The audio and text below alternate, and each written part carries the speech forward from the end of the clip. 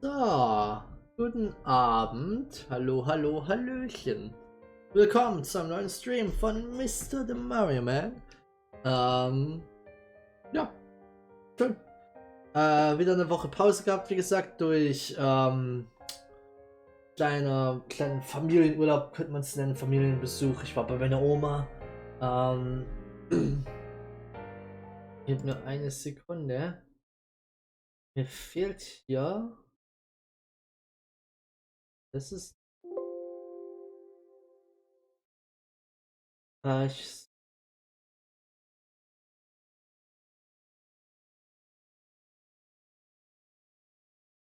Das ist nicht, was ich wollte.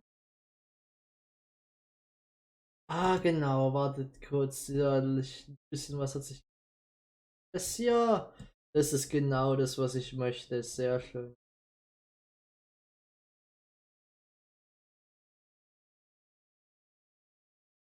Eine Sekunde nur. Ich muss kurz. Und hat sich OBS sehr verändert alles und jetzt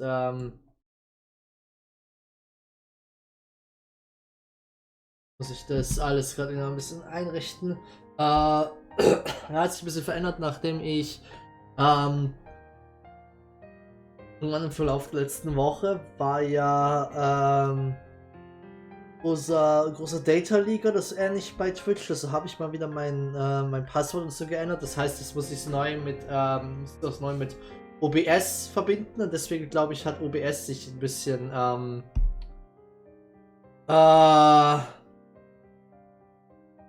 komisch verhalten. Aber jetzt sollte alles wieder passen.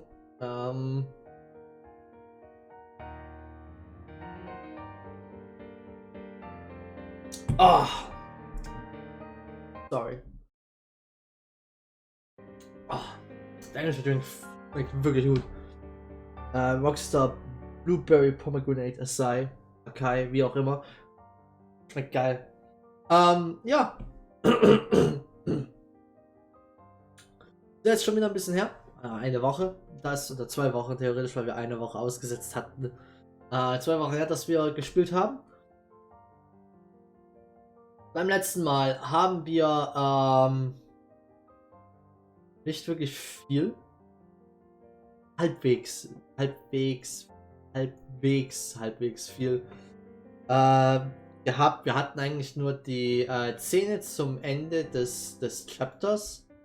Oder zum Anfang des neuen Chapters. Ich bin mir gerade noch zum Anfang des neuen Chapters. Die Szene, da haben wir die die Tänzerin. Glaube ich hieß oder so, da wurde sie genannt. Die Enforcerin, die wir da getroffen haben, die was mit Shirazar zu tun hat im Endeffekt und so. Bla bla. Deren Namen ich schon wieder vergessen habe, verdammt noch eins. Haben wir eine Szene gesehen mit der, wie sie auf diesen Hexagon-Turm war und dort ein bisschen ominöses Zeug gelabert hat und die dann sich mit Campanella, was? Ich denke doch, es müsste Campanella und Walter, glaube ich, hieß er, der Direwolf, getroffen hat. Und wenn ich mich recht entsinne, außerdem, sie sind gerade dabei, da haben wir auch erfahren, die wollen irgendwie Erlaubnis haben, irgendwas einzusetzen. Die waren alle so, was, du willst das einsetzen? So, übertreiben wir es hier nicht so. Und der nur so, das passt schon, Bruder. Und, ja. Und sonst haben wir eigentlich bloß noch eine Reihe an Sidequests in Bose, nicht in Bose, in Roland abgeschlossen. Und das war's eigentlich beim letzten Mal. Die Story ist nicht passiert. Wir haben, wie gesagt, hauptsächlich Side-Content gemacht. Ich muss zugeben, ich bin etwas überrascht, dass der Power Freak noch nicht hier ist.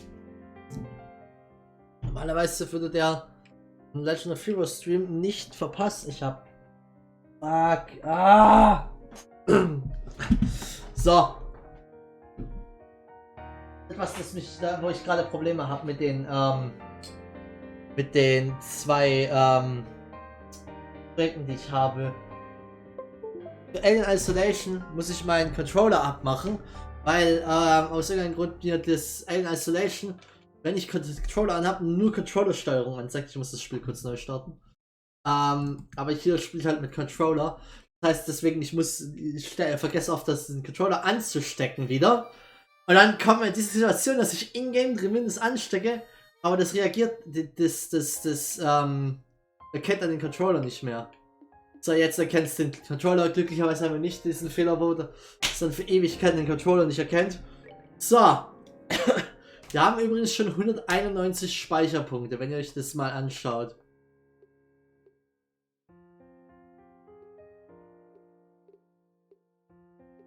Ihr müsst euch das einfach mal anschauen, die Menge an Speicherpunkten, die wir haben.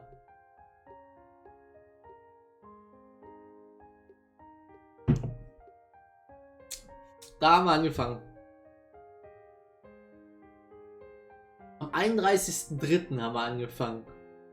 Das müssen wir mal, gib mir mal eine Sekunde. Lass mal einen Kalender öffnen, der 31.03. Der 31. März.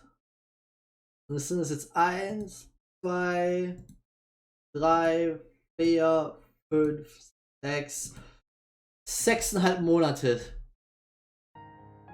Wir spielen schon fast schon über einem halben Jahr im Game.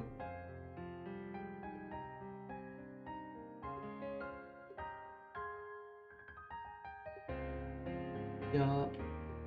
1, 2, 3, 4. Halt, wie viele Seiten wir für die Kapitel gebraucht haben. 1, 2, 3, 4, 5. Gute 5. 1, 2, 3. 3, theoretisch 4, weil wir die erste Seite war fast voll. Das heißt, wir haben meistens zwischen 40 und 50 Speicherpunkte pro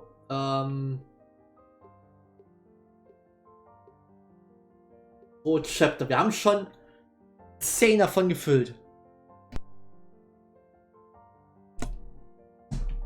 So, Gehen wir aber mal.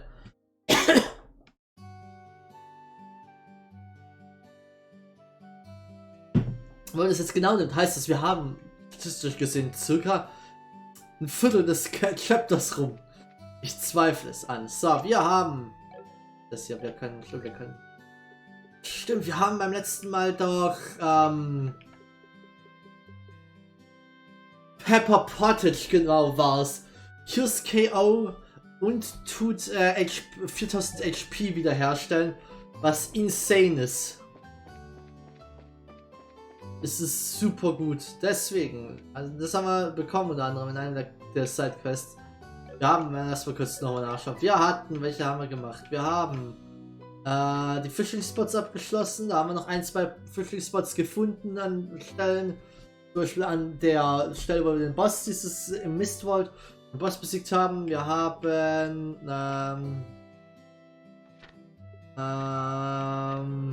das Nostalgic Recipes und Dire Sets Secret. Die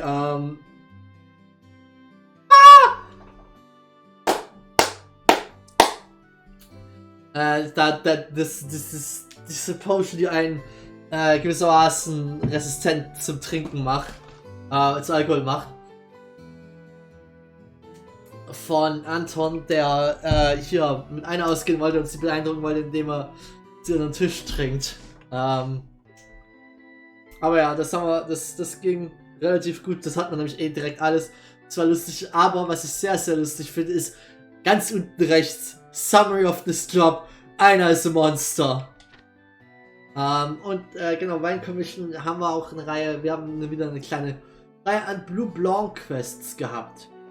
Das war's eigentlich.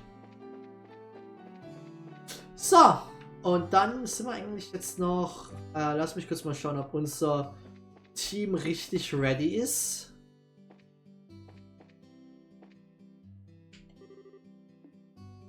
So. Wir nehmen wir denn mit? Theoretisch wollen wir eigentlich einen von den drei mitnehmen. Also Taita und dann einen von den zwei. Wir machen ein kleines Girl Squad hier. So. Und so, hier, Frauen Power Squad. Haben wir irgendwas zum Equippen? Okay.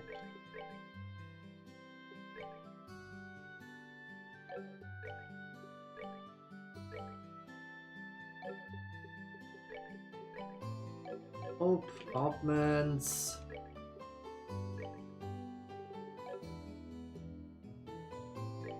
Und fahren wir extra ein Spiel ein bisschen Hit hat was used. Ja.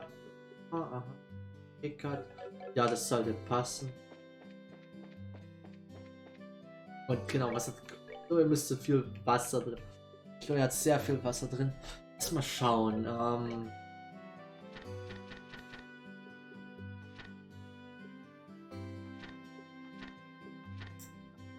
Mal schauen, was haben wir denn hier, was wir noch machen können? Da gibt's da.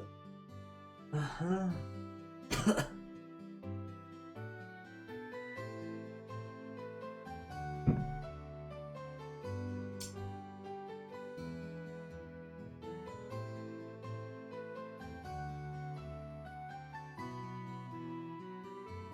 Okay.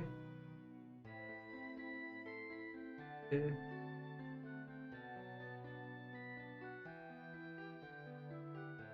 Da braucht man Wind. Aha. Da ist Attilas.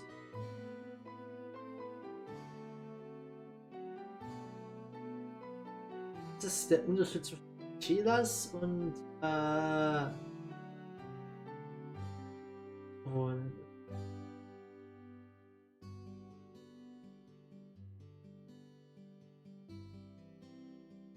wahrscheinlich gibt es mehr EP.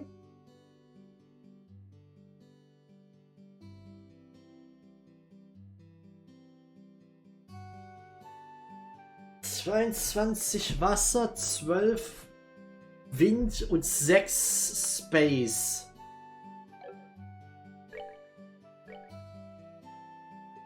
So viel Wasser hat sie nicht mal. So viel Wind hat sie.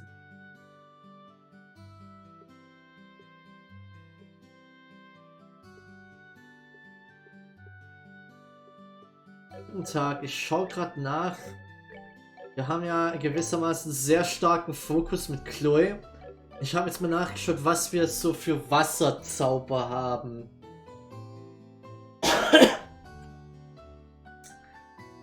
Wenn ich Atelas ist vermutlich mal die verbesserte Version von Telas, bedeutet wir werden wiederbelebt mit mehr Leben, das haben möchte. Dann bräuchten wir, wie war das, ist 18 Wasser, 8 Erde und 4, ich weiß gerade gar nicht, was das nochmal für Typ ist.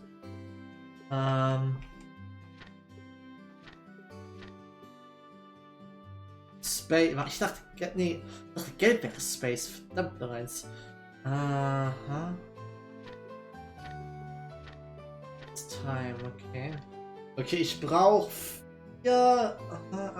18 Wasser, 6 Erde und 4. Das Problem ist, wir brauchen eigentlich auch ein paar, entweder Time oder Windkristalle für ein paar der Area-Effekte, was wir haben auf ihr gerade 18 Wasser, wir haben 5 Erde. Warte, was war's? Wir brauchen 8. So, das heißt, jetzt das hier ist, es braucht theoretisch brauchen wir das EP hat nicht, sondern etwas was 4 und 5 gibt und wenn es 3, dann hätten wir Atelas und Earthwall. Wir würden groß was verlieren. Ich sehe es leider nicht. Ich kann leider nicht runterscrollen. Und kann ich das mit dem hier? Ich glaube, ich kann leider nicht runterscrollen und schauen, ob sich da unten noch irgendwas verändert. Das ist auch etwas blöd. Ich sehe nicht, ob da unten irgendein Spell weggeht oder ein neuer hinzukommt. Das ist einer der Kritikpunkte, muss ich sagen, von der Menüführung hier. Ich würde es gerne sehen, aber ich kann es nicht. So, damit hätten wir Atelas. Atelas ist dann das All HP von Ally, was halt wirklich, wirklich hilfreich ist.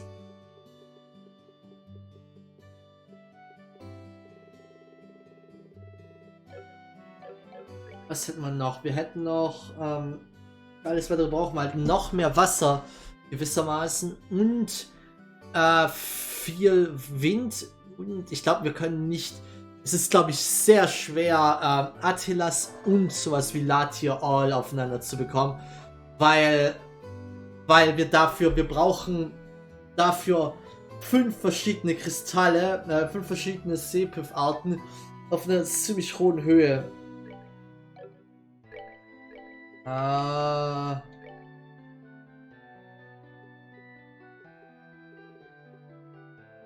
Vielleicht, wenn ich Cent reinpacken würde, aber selbst dann wären wir auf. Würde uns eine Menge Wind fehlen.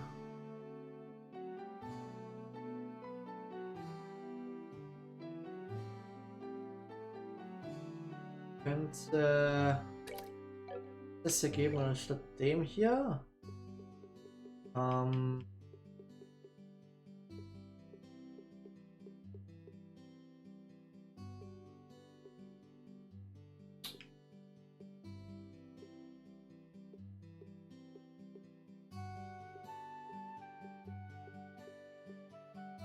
Hilft leider nicht wirklich weiter.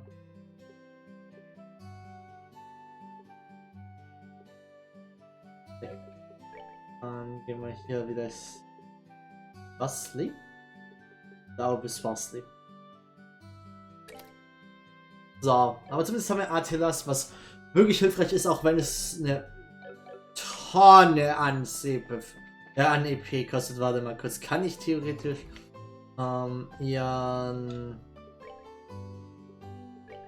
ihre Slots, sie hat alle Slots offen, okay, ja, das würde ich aber auch vermuten. Das ist natürlich schwierig alles.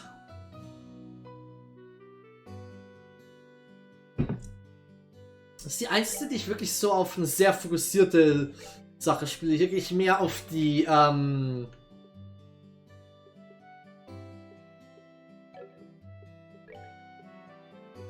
irgendwo...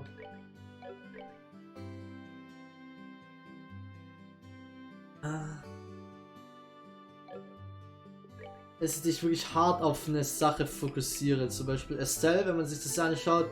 Dazu muss man auch sagen, Estelle ist es sehr schwer, noch weiter schwerer zu fokussieren. Also ich meine, bei ihr hat man das Glück, die sind alle in einer Linie.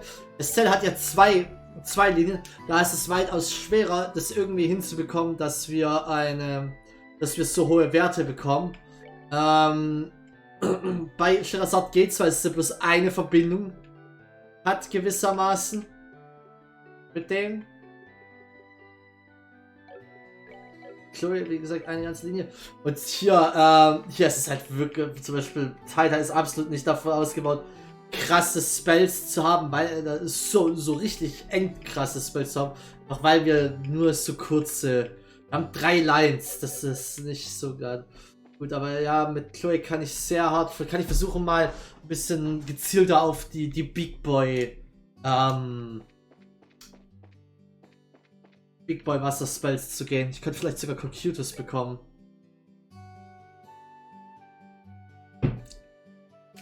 Was haben wir denn noch so? Wir haben bei Feuer haben wir gar nicht mal so viel.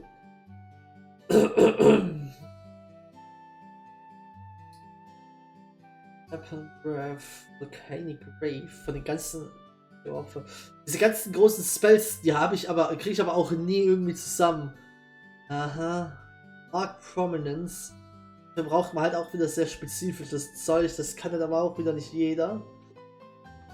Magic, Wind Magic, Mainstream Theorie. Was machen wir für einen Ragnar Blast? Aerostorm. Ja, diese Dunkelheit, Kristalle, was auch immer das sind. Hellgate, Shadows, Anticept, All Clock Down, Clock White Gehenna, das ist ein Klassiker. Orbital Down, Death Scream. 20% KO und Abyss Fall ist ein Attack mit Paint. 20% okay. Arcrest, Lost Möbius. Dann haben wir noch hier die Teile. Silver Fawn. Das ist auch nicht ganz so einfach. Confuse 90%ige Chance ist natürlich nicht. Zodiac Support 45 EP, Strength plus 25%, Death plus 25%. Okay. Vielleicht irgendwann mal, aber dafür brauche ich aber halt auch wahrscheinlich die ganz hohen Quartz. Dafür muss ich vielleicht irgendwann mal off-stream ein bisschen Sepe farmen. Weil das ein bisschen doof natürlich auch ist, weil wenn ich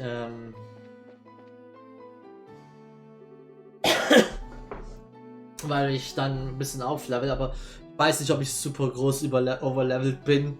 Es geht, würde ich sagen. Wir haben noch einige, aber die Fights sind ziemlich hart eigentlich noch. Hey Estelle, heading out already. You just came home. Sure you can't stay around for a while? Yes, sorry. There's kind of a lot going on. Once our current job's done, I totally intend to come back and take a load off for a while. You really should. We'll be waiting. Anyway, your ticket's already been paid for by Anna. Ready to check in? As always, we should wait for the ship once we check in. Do you have any other business in Roland before we go? Haben wir irgendwas zu tun? Ich meine nämlich nicht, Leute. Gibt's noch irgendwas, das ich übersehen habe? Seit kurzem haben wir alle offensichtlichen gemacht. Eingekauften Zeug haben wir auch.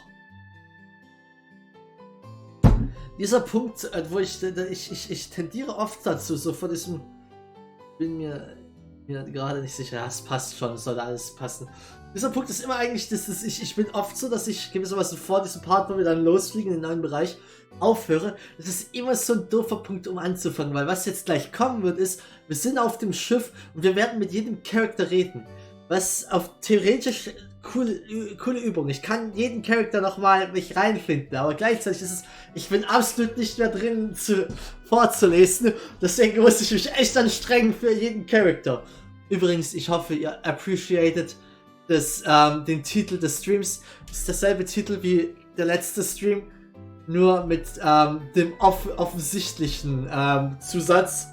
Weil wir ja beim letzten Mal nicht wirklich nach Bose gegangen sind. Deswegen ist das jetzt hier die Fortsetzung gewissermaßen bloß.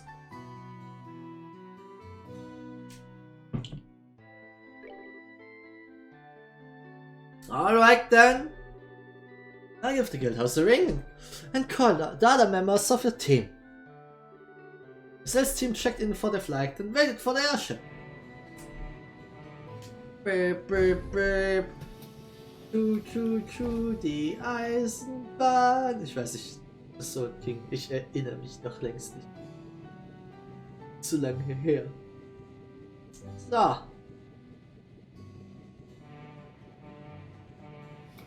Wir haben echt schon ein ziemlich großes Team da mit uns dabei.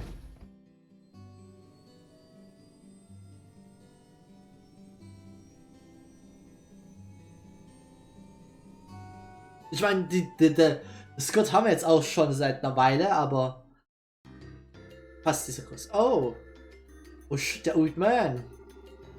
Er hat so ein Schwert von der Gate rumliegen. I see. So now we have a gospel influencing people's minds, using the fox particulate matter as a medium to exert mental control over a large area. Well, that settles one question at least. Excuse me, Professor. Hey. Ach nee, warte, was? Cassius, you old dog, good timing. Escaped Leyston, did you? Yes, I finally managed to finish a bit of work. Thought I would stop by and see how you're holding up. Ich bin mir ein bisschen nicht sicher, ob ich mich... Madhaft, guten Abend. Your German accent is perfect for the professor, lol. Well...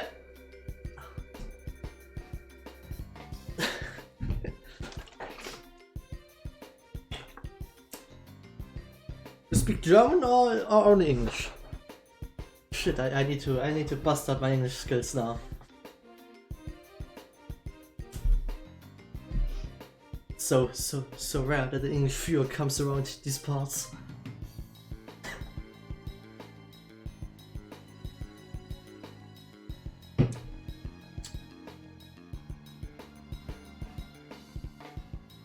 Niederländisch. Okay. Ich bin mir nicht sicher, ob ein Niederländer... Ich bin mir nicht sicher, ob Niederländisch... Niederländisch ist, glaube ich, ähnlich oder teilweise ähnlich wie Deutsch. Aber ich weiß nicht, ob man Deutsch als Niederländer einfach versteht. Und wenn ich das einfach nur auf Deutsch sage und das nicht der Fall ist, dann ist das wirklich doof jetzt.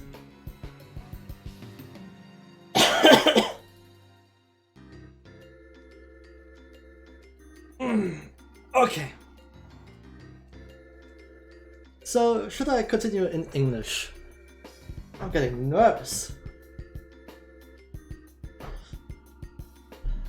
What's this? A report from your granddaughter? Yes, just arrived, express from Roland. Thanks to Titus' report, I'm quite certain of my theory now. About the gospel, I'm assuming. Yes. Though it's ultimately still a hypothesis at this point, I've gone over it again and again, both on paper and with the caper, so I'm reasonably sure of this. But I go over it. Absolutely. Right then.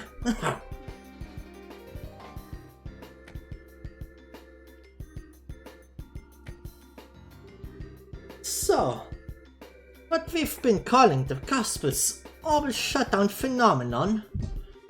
Warte mal kurz, ich glaube, ich muss kurz was trinken.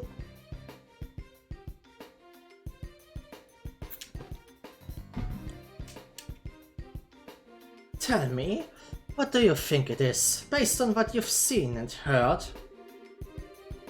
It's an effect that occurs to any orbital device located near an active gospel, ranging from one device to another. It renders these devices inert while the gospel is active. That's how it seems to me, at least. Half right, half wrong.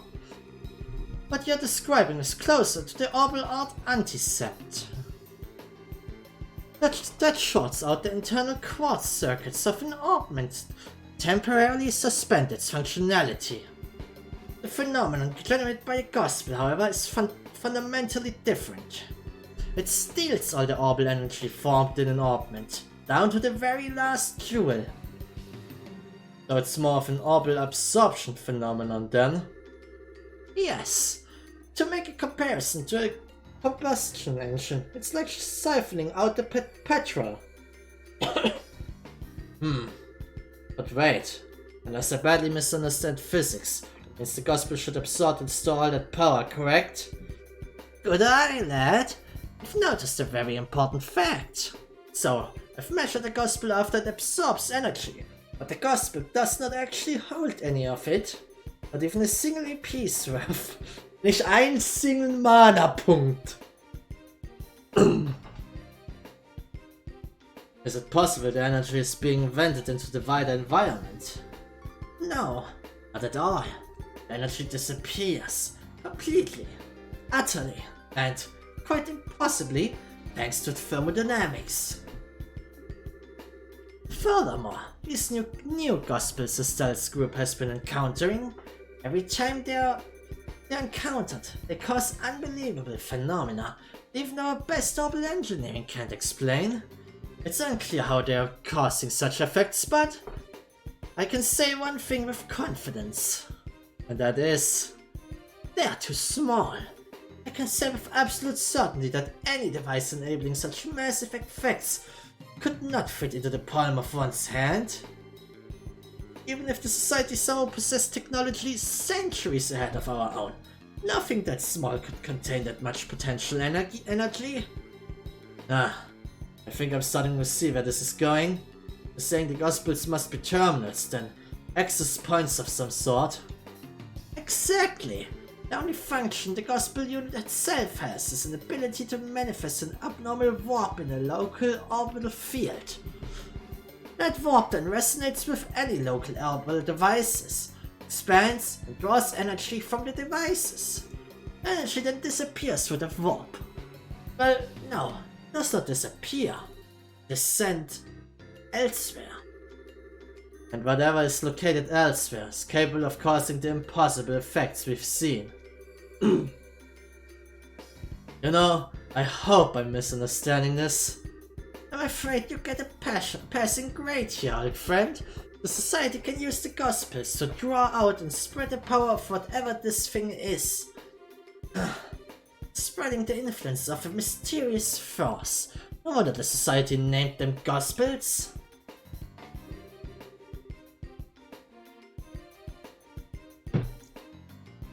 In that case, the nature of this thing bothers me. As I said, even if it's an orbment out of purest fiction, As far as that goes, I'm afraid I have no real clue. I thought of a number of possibilities, but that would be pure speculation at this point. Now, Cassius, I will ask you the same question I asked you 10 years ago. You're in quite the pickle. What do you need me to do? The exact same words as when I asked you to develop the petrol airship. Well then.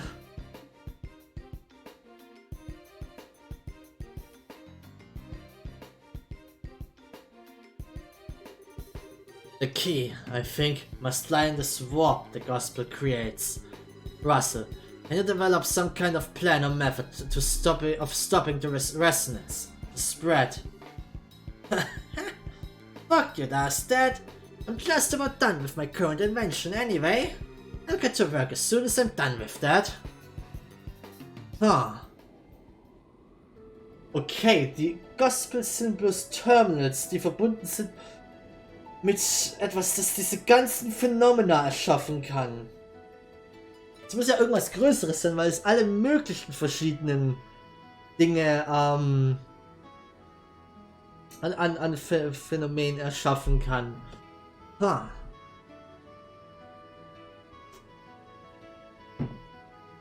Und die haben an sich ein eine Reihe an Special Artefakten, actually, die diese speziellen Effekte bringen. Ich hatte ja eigentlich gedacht, dass die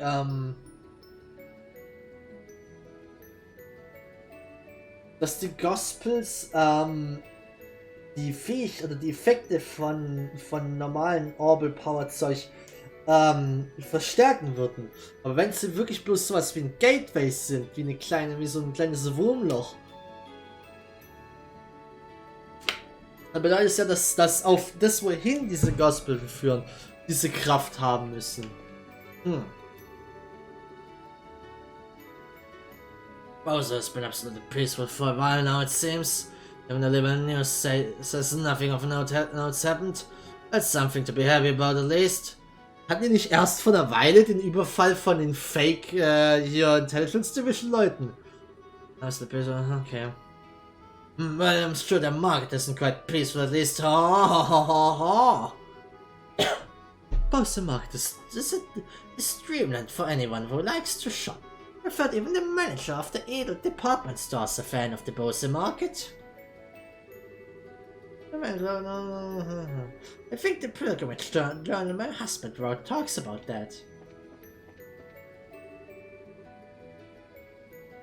Bose has a really famous restaurant in it. Oh, I know. Mommy, let's go eat there. Okay. Really, child? My daughter keeps saying she wants to eat at the Anti-Rose restaurant in Bose. It must be nice to be a child, so innocent, so unaware of prices. Okay, come on.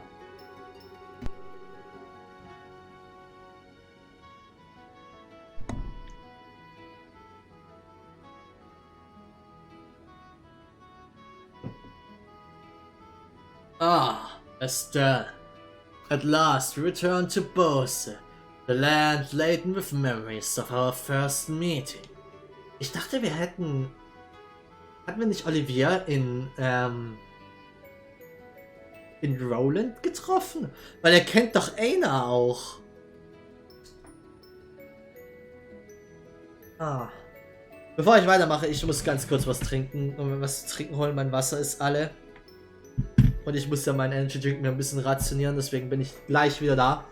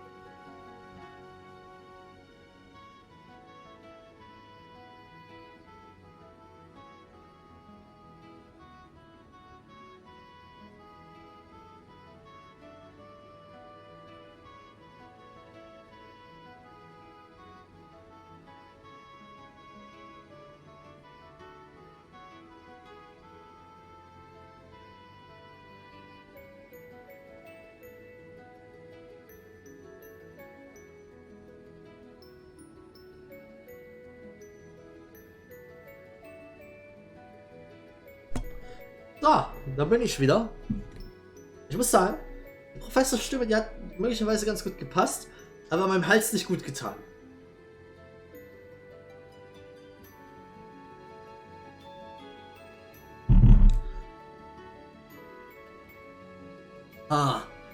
It makes my heart swell to return to a place of such sweet nostalgia.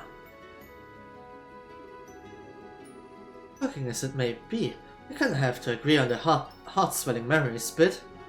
Although, as I remember it, you were kind of rude back then. You said I wasn't attractive and made fun of me like a schoolboy. You misunderstand me, my fair Rose. You would only display such cute, bashful behavior in order to hide feelings of love unabated. Yeah, I bet that's it exactly. You sure didn't waste any time putting the moves on Shira, as I remember. Or Joshua? Well, putting that aside, as you stand now, Your beauty is incomparable to what it was then. Ich hoffe übrigens, dass dass mein Mikrofon relativ gut funktioniert. Ich habe es ein bisschen repositioniert. Dann könnte es sein, dass ich hoffe, dass eigentlich alles passt, aber es sieht eigentlich ganz gut aus, wenn ich so ein OBS beobachte.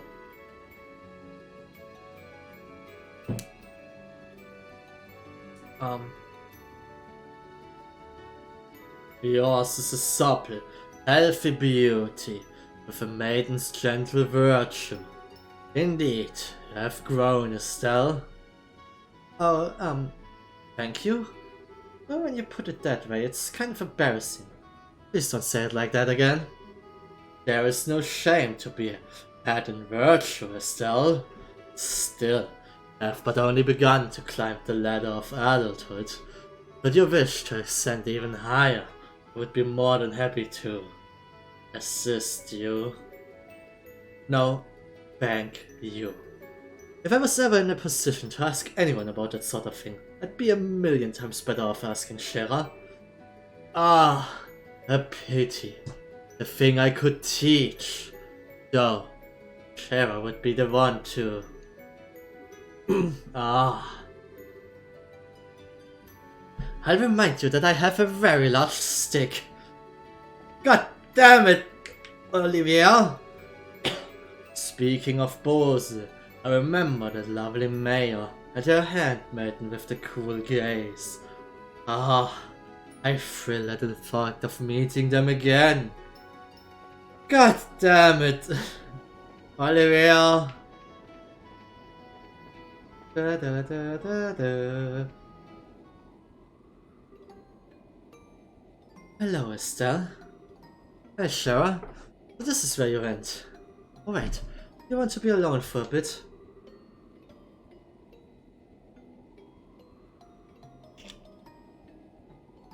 Oh, this is unlike you, Estelle.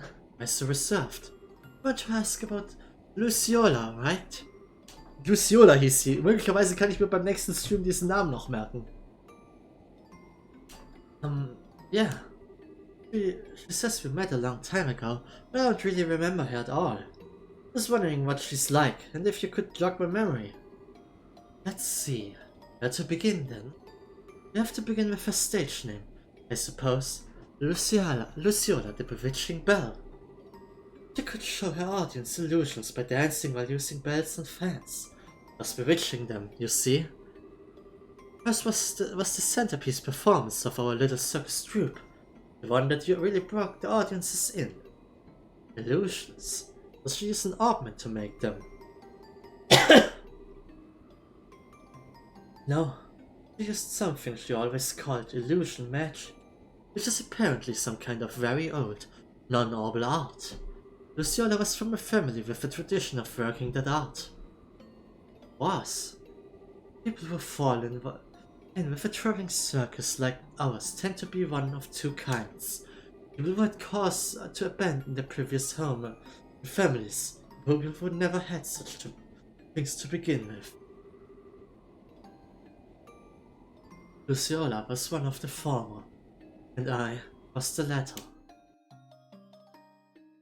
I was about 7 years old when Mr. Harvey and his band took me in. Back then, I was little more than a street urchin living in the slums of a city. Pickpocketing, petty theft, as little I would do to try to survive.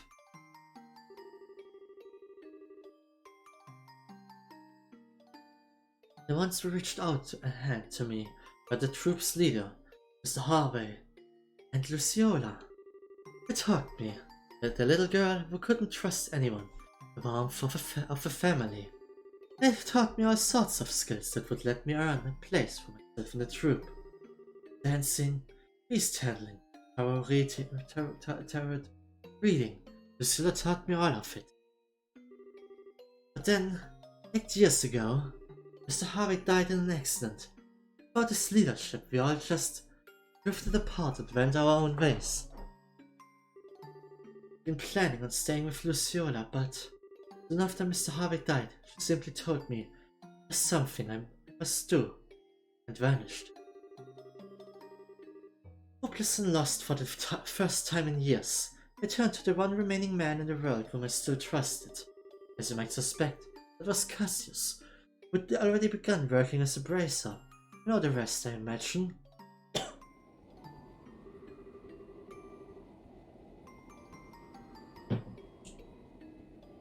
That's what happened. I had no idea you'd gone through something like that. The reason I aimed to become a bracer at first was to improve myself. I wanted to be able to live and prosper on my own. I told Luciola just how far I'd come once she returned. But, well, it has been 8 years. Perhaps that was enough time to re-examine my reasons. Clara. Ah, don't make that face. Like Sin said, I don't intend to simply fight her without saying a word. I want to hear Luciola's story from her before doing anything. I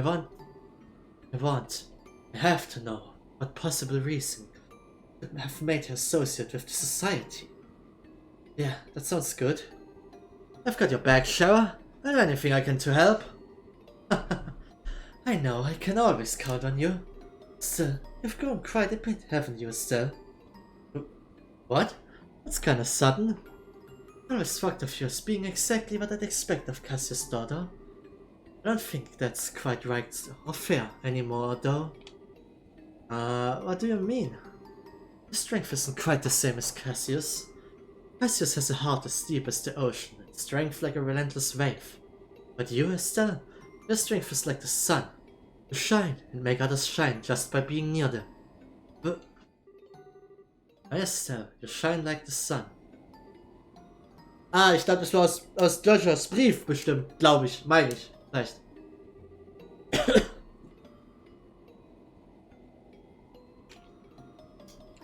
I think that's why people are attracted to you so easily. It's what I like the most about you, and I know Joshua felt the same way. I don't think you need to feel any pressure to live up to Cassius, is my point. Yeah. Well, you are my big sister, Shara. You always know how to encourage me. Thanks. You're very welcome. Not saying you should return the favor, mind, but you really should drink with me sometime.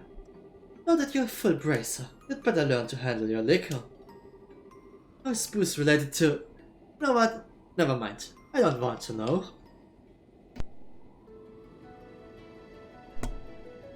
Aw. I'll be back in my seat once I've enjoyed the wind a little more. Make sure you're all buckled up before we land, Estelle. Okay. Wen haben wir hier vorne? Wir haben Tighter hier vorne. Oh, hello, miss. We're very sorry for the delays at Roland. We're afraid merely launching into that fog would have been incredibly dangerous. We've never experienced fog of that sort before. Entschuldigung. My friend's one of the guards at Harken Gate, and let me tell you, the existence of the Empire weighs more heavily on the minds of our troops than anyone else. Ironically, I think our military men will welcome the non-aggression pact more than the rest of us. The existence of the Empire weighs more heavily on the minds of our troops than anyone else. Okay. Oh, hi Estelle. Still walking around? Sorta, yeah? Oh, Tighter, it's your first time in Bose, isn't it? Uh-huh.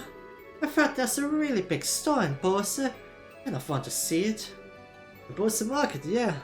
Think of it like the department store in Duransel, but even bigger.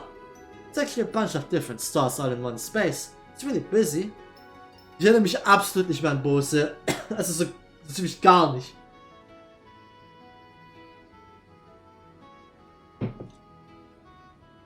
Wow, that sounds amazing. I hope you arrive in Bose soon. Oh, Estelle, have you been to Revenue Village? Yep, I stopped there once on a job. It's a gay hometown, right? Uh-huh. There's a little sister named Misha living there. It goes back pretty often, I think. At least once a year to say hello to her. Alright. It's little sister, huh? Must be hard for the poor girl having such an antisocial lump for a brother.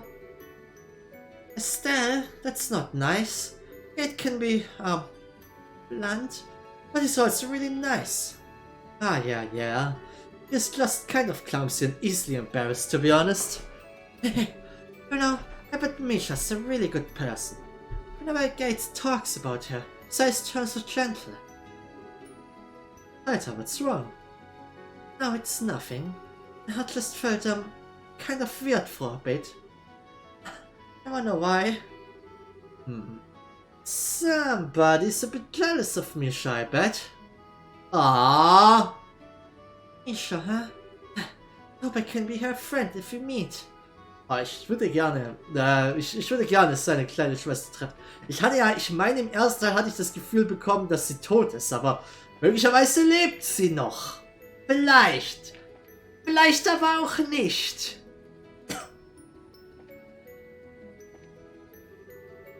Seems like the non-aggression pact was signed with no delay. So they were signed, okay. Oh, but it leads to harmony between Level and its neighbors. Oh, hello, miss. Thank you for your patronage. You're right, currently you can view Nebel Valley. The fog around Roland has cleared, but that area remains foggy year-round. At the end of that valley are the peaks, which mark part of our border with the Urbonian Empire.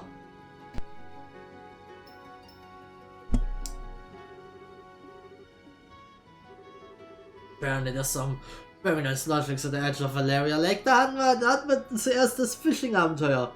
The Republic of Fishermen erfährt. Meine ich zumindest. Apparently there's a... It's Republic of Fishermen erfährt. Ja, bestimmt. My, what the... That fog was terrible. And then it just... dissipated in an instant. Never seen such a strange fog in all my days.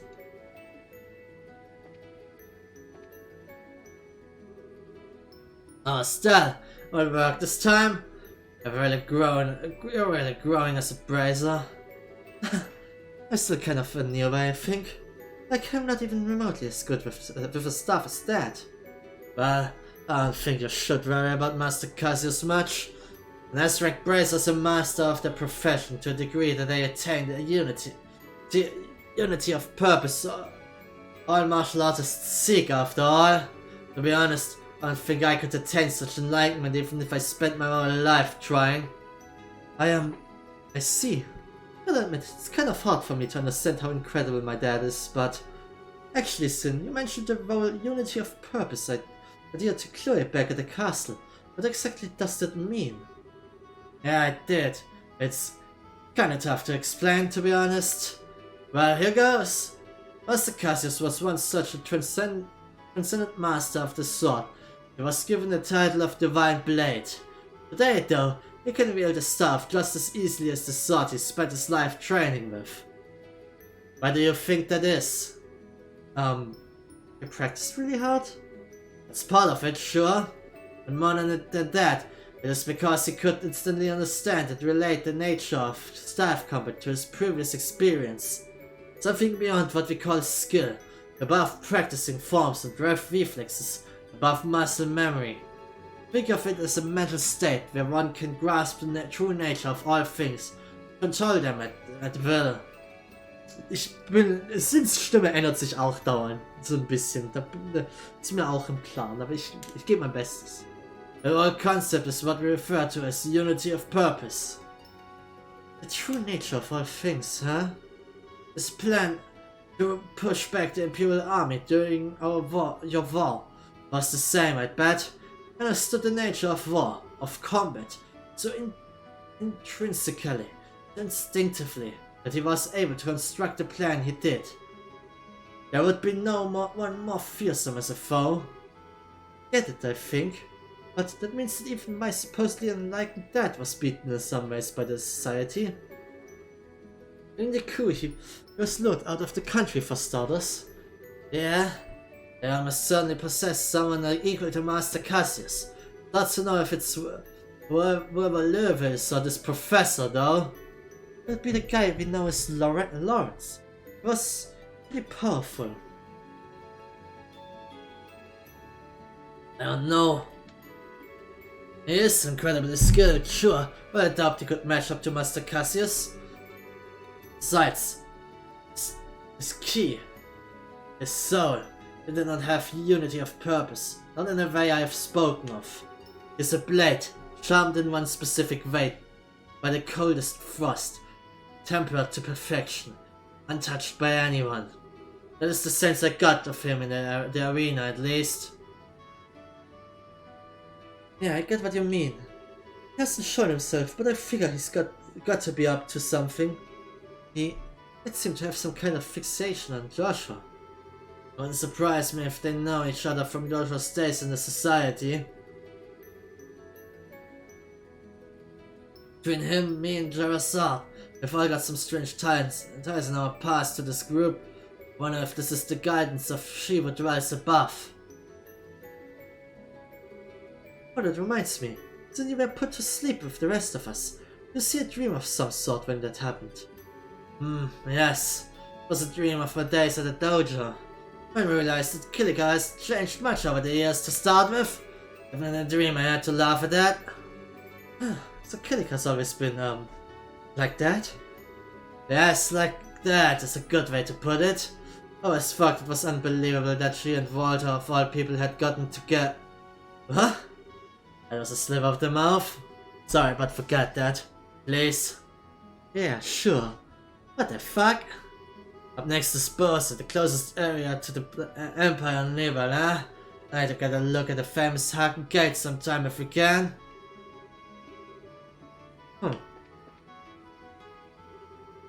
Still, what for a walk again? More or less. More importantly, I'm sorry. Didn't really open up about Joshua until the very end. Don't worry. Sir, that girl with Joshua is one of the Sky Bandits, isn't she? Yeah, she's a cheeky, insulting little punk by the name of Josette Kapoor. She's also the single biggest tomboy I've ever laid eyes on, and people call me a tomboy sometimes. I see. She does seem a bit charming from the photograph. Can be pretty cute if she keeps her mouth shut. And she did manage to play a perfect upper crust girl when we first met her too. I'm sorry. I still explained about how she first met Lucette at the Mayor's Residence in Roland. Daran erinnere ich mich nicht mehr. Worüber reden wir? Ich weiß es nicht.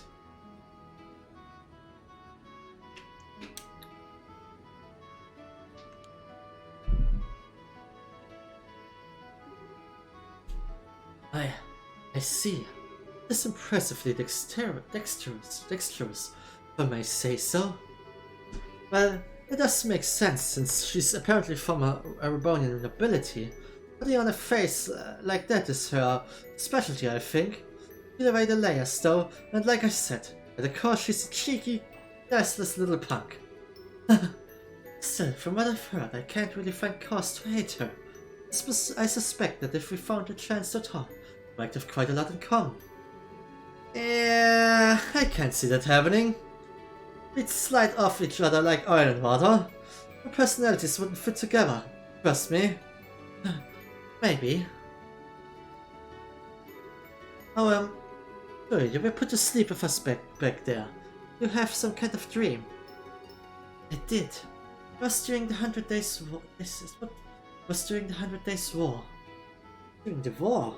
I see. That's when you were with Matron Theresa. Theresa, wie auch immer. Yes, I was in the care of Matron Theresa during the fighting. We lived together for some time. And... what's wrong? It's just that even though it was set 10 years ago, we eventually both showed up. If I had stayed in the dream long enough, perhaps even you and Joshua might have appeared. Well, that's a dream for you. Coherence not guaranteed. Very. Still, in hindsight, it was a little frightening. Huh? In the dream I was happy. Very, very happy. I wanted everything to stay that way from the bottom of my heart. But it isn't right, is it? Simply wishing to escape reality in that way. Yeah, I know what you mean. It's always nice to have a happy dream, sure. But, yeah, if you asked if I wanted to see that dream again, I'd be a little hesitant. Yes, dangers of the gospel. I feel like we've gotten a real hint of them. It's been ages since I've been to Bose, come to think of it. I think the last time was when Jill took me on a little shopping spree at the Bose market. Huh.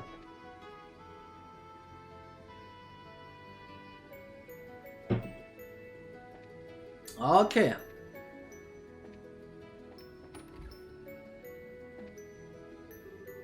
Apologies for the late departure from port.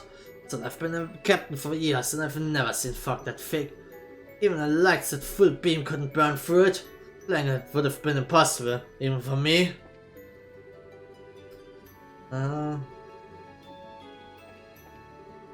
badum badum. Yes sir, understood. Correct the course to south, badum badum. You're going a bit too far northwest. We don't want to get too close to the mountainside. I want to avoid turbulences if we can. This correct course slightly to south, avoiding the mountainside helm. Try to put your overcross above the eastern Bose roads. Badum badum badum. Man of the sky, fly like crows from town to town. Oh ja, nee. Nee joh, dat is niemand, nee. Hi ma'am. You've been running a lot lately. The fucking run was totally a kick, wasn't it? I took the chance to get out and enjoy some nature when we were docked.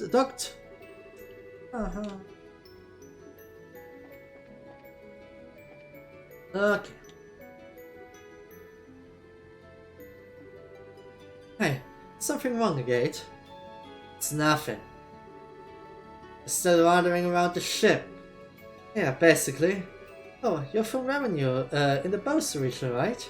This will be your first time back home in a while then. Been a little while, yeah. I did stop by the old place after the Queen's birthday celebration a while back though. Hey, wait a second. Why are you assuming I'm going back home? Oh, don't be embarrassed, you big teddy bear. You've got a little sister back in Revenue, right? You mentioned her once. Must be the biggest softie when it comes to her, huh? Hey. Yeah, where the heck in Revenue is your house anyway? I remember meeting any girl who stood out as the gate's little sister when we were there investigating the Sky Bandits. There was a girl with Louis, but no, too young, and I figure your little sister's gotta have your hair. I'll introduce you to Misha soon. Assuming we have some reason to visit anyway. Bestimmt, sie ist das so tot. Wir gehen auf den Friedhof. Yeah, please do. In that case, we'll have to bring Taita along too. But we have to do that. I was kind of attached to you in case you hadn't noticed. She'd be pretty let down if you didn't introduce her to your sister, you know? Oh, I get it. You don't want Misha and Taita to meet, hmm? Now I get it. I get together and get in lots of trouble like I did with Ren, but I might get jealous of each other. Being another brother must be hard work. But that's what you meant. Huh? Well, don't worry, I'll clean up any mess that happens. I've gotten pretty good at Taita herding. You'll just go ahead and introduce those two, crazy kids, and I'll make sure nothing blows up. Yeah, thanks. I'll be counting on you for that. Let me just say this. I'm only heading back to Revenue once we're settled with the job. I'm thinking you're just gonna drag me out there once or something. Oh, you jerk face. Okay. Thank you for flying with us today. We'll be arriving in Bose shortly. Please be aware that here there may be turbulences while landing, so we ask that all passengers take their seats.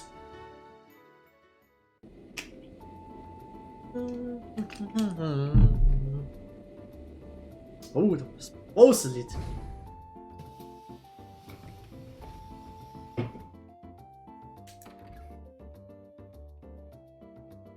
Ich bin nahezu blind in diesem Bereich. Ich erinnere mich vielleicht dunkel an diesen Soundtrack. Ist es ein schöner Soundtrack jetzt, kann ich jetzt schon sagen.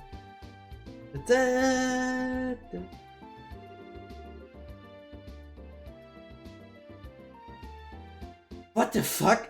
Okay. Ich erinnere mich absolut nicht ein Millimeter an diesen Typen. Gar nicht. Nicht ein Stück. Everyone, hello. Good work out there, Roland. Silver Streak, the Heavy Blade, the Immovable, and our Rising Star working all together. Brings a tear to my eye, it does. Rising Star Rookie? You, of course. You're our little walking miracle who's managed to stop the society in 4 different regions. It's been a gossip anyway. You've got to be kidding. Saying I stopped anything is overstating it more than a little. I just ran off once the experiments were done. You did handle yourself well in the role in that case, Estelle. Don't sell yourself too short. I think you can be a little bit proud. Yeah, but that was just a bunch of coincidences coming together and... Haha, don't need to get so embarrassed. Just need to live up to your reputation, is all. Yeah, thanks, Sin. You make that sound like a cakewalk. Anyway, all that aside, what's the situation like here in Bose? There's been no sign of the society whatsoever. No surprise, I suppose. Since the Sky Bandits record, Army's been patrolling the region pretty heavily. One thing sticks out though. There have been a few too many dangerous monsters prowling around here these days. Really? No, I noticed that the last time I was here. It seems to usually have more wanted monsters than other regions. Is there? Most of it comes down to Bose being huge and filled with rough terrain. Makes it common to see monsters come down from the less inhabited areas. Thing is, though, we've had 10 cases just since the beginning of the month. 10? That is a lot. I'm guessing that's kept Sting and the rest of the crew busy. Yes, the Kurt's team stopped by the other day to slay several of them. Be in your debt if you could take care of a few of them for us as well. That strikes me as a good course of action. It's possible the society's involved with this. Yeah, they could hurt someone if we just leave them alone, so we should get out there and take them down. Huh? The gate, what's wrong? Yeah, what's up? You're really quiet. Nah, it's nothing. Anyway, let's get out there and bring back some monster heads. Pardon me. Hey, das ist doch die Bürgermeisterin. Ja, Mabel and Lila. Good day. Estelle, it's so good to see you again. I am glad to see you all well. Oh, it's seriously been forever. I think we last met at the Queen's birthday celebrations, right? Yes, it feels as though it's been ages. I've been hearing all about your exploits in the news story, Estelle. That goes for everyone else as well. I'm glad to see you all safe. Especially you, Chloe. Are you on school break already? I ended up taking a little time off early. It's good to see you again, Mabel. You two seem pretty familiar. Well, Mabel used to... Eine Sekunde.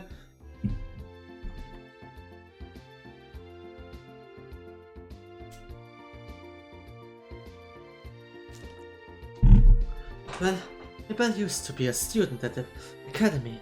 We met before she graduated. I'm certainly glad we met too. Aha, I see. And a gate cross now. There's been some time, sir. Suppose so. Hang on, Agate. Me and Mabel, you know each other?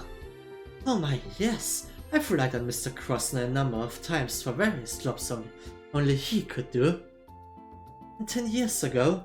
Hey, Mayor! I forgot myself. Pardon me.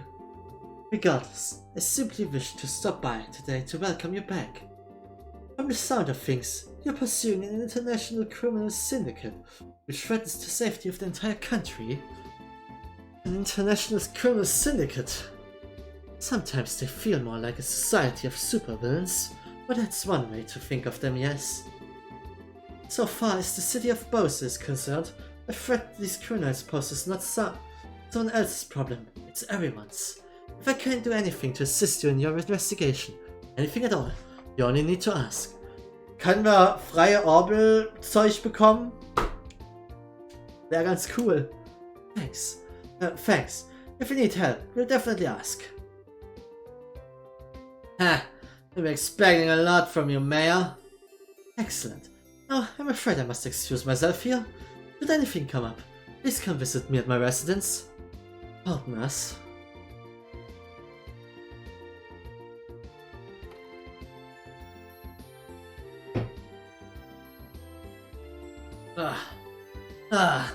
Come on, Negate. Couldn't you have been a little more civil? It's who I am. We ain't running a bottle service here. Give me a break. Negate can be kind of arrogant to people sometimes. He's usually polite towards clients, though. You were kind of short with the Mayor, Negate. You're imagining things. Not at the point. I remember talking about us bringing back some monster hats. Luquin, give us the breakdown. Right. Your three cases outstanding. First, there's a Blade Fang stalking around at the Corona Pass.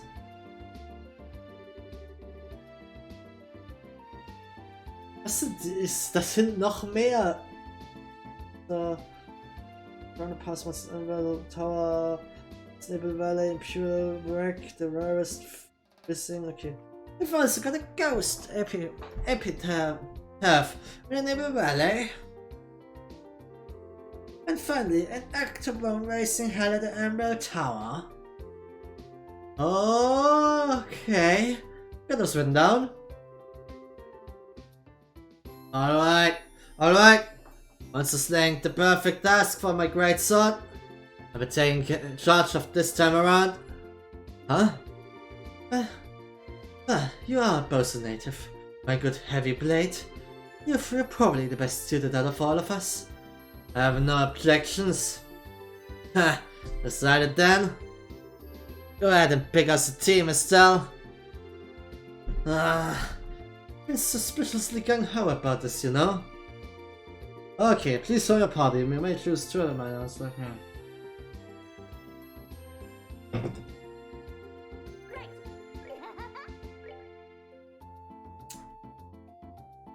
So.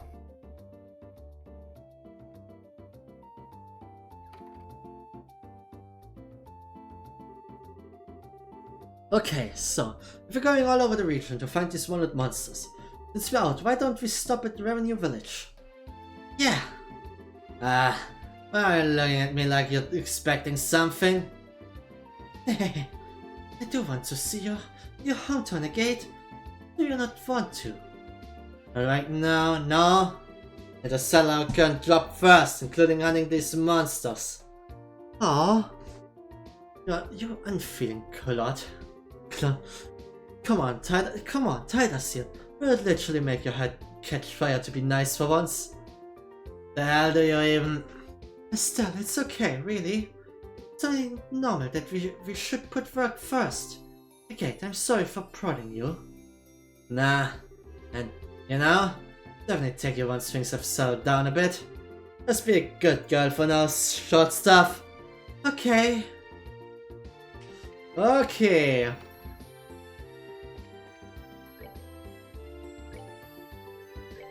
Die haben wir theoretisch alle automatisch angenommen. Your request. The best of the crane house metal has been stolen by... Das ist eine Blue-Blau Quest-Reihe bestimmt. Es ist so eine Blue-Blau Quest-Reihe.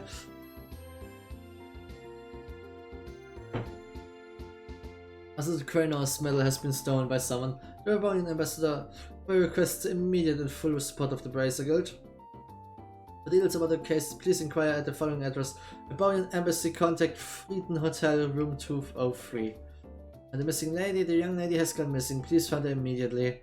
For details on the drop, come to Rainer at Enterose. Warte mal kurz.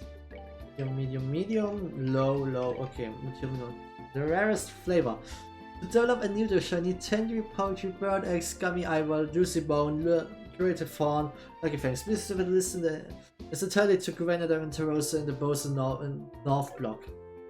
Okay. We have 3 monster cases outstanding. First, there's the blade fangs. Ja, das hat natürlich. Once you've slain all 3, come back and report. So is this mean business. Make sure you're prepared. Was haben wir denn hier oben? Hier haben wir unsere restlichen Leute und hier haben wir noch ein bisschen den oberen Bereich. Okay. Lass mal schauen, was haben wir denn hier?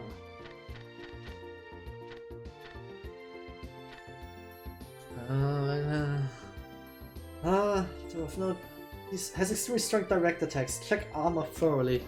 Will split when attacked. Be careful it doesn't split too much.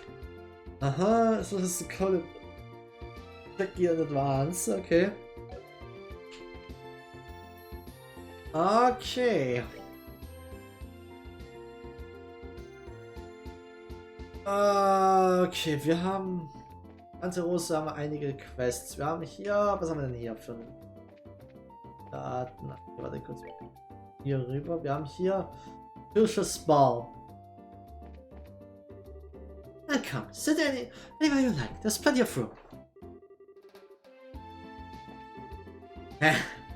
I'm my researcher of ancient life. I'm sure what I've sought after is in these lands. Well, look forward to it. I will complete my research and claim the honor. Give me this golden risotto.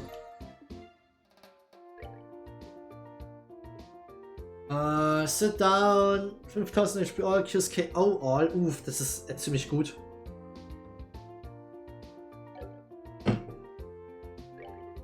Hey, welcome. We're cheap, delicious, every man's restaurant. Selling points in mod, home atmosphere, and contrast to the Anteros. Was hast du denn so? Mysterious Paste und Flame Tongue Stew. You seal, mute and confuse. Heaven and hell in your mouth.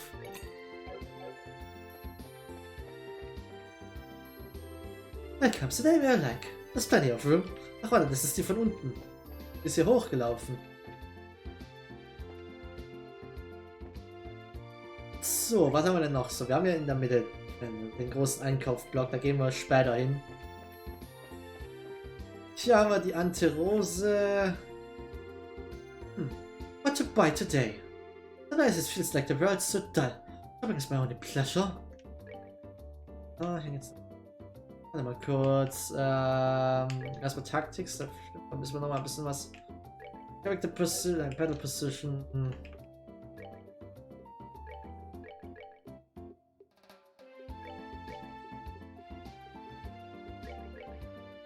So.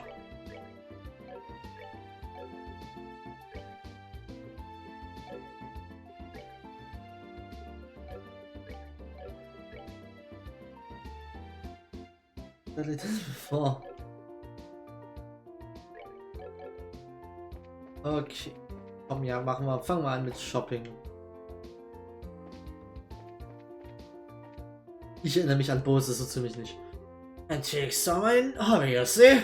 It's a part of my daily routine to go look for rare finds like I am now. Oh, this is quite a good one. Oh, welcome. I'm part of the staff here. I'm helping Mom out. We've got lots of useful stuff. Let's take a look around the store. Okay. Hey, welcome. We've got lots of useful goods. Stuff to scratch that itch. It's practically falling off the shelves. Was haben wir denn so? Archery Power Plus zusammen.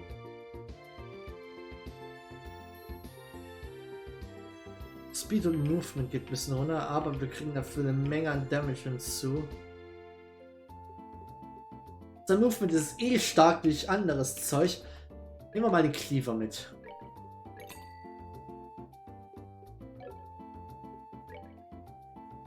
Ist denn hier eigentlich die alles achten? Ne, warte mal, das geht für ganz gut was weg. My parents forbade me from ever coming to the market, but I've been coming here to play for a long time in secret. I really do like the atmosphere in the market. Very crowded and it'd be a stretch to say it's even clean, but it's just bursting with the liveliness of so many people. Coming to the market lets you feel the lives of everyone that visits. I was raised in a mansion all my life, so perhaps that's why I find myself attracted to such lively world. Hey, welcome! I've got delicious ice cream, even popping in the capital, huh? Come on, I've got delicious ice cream.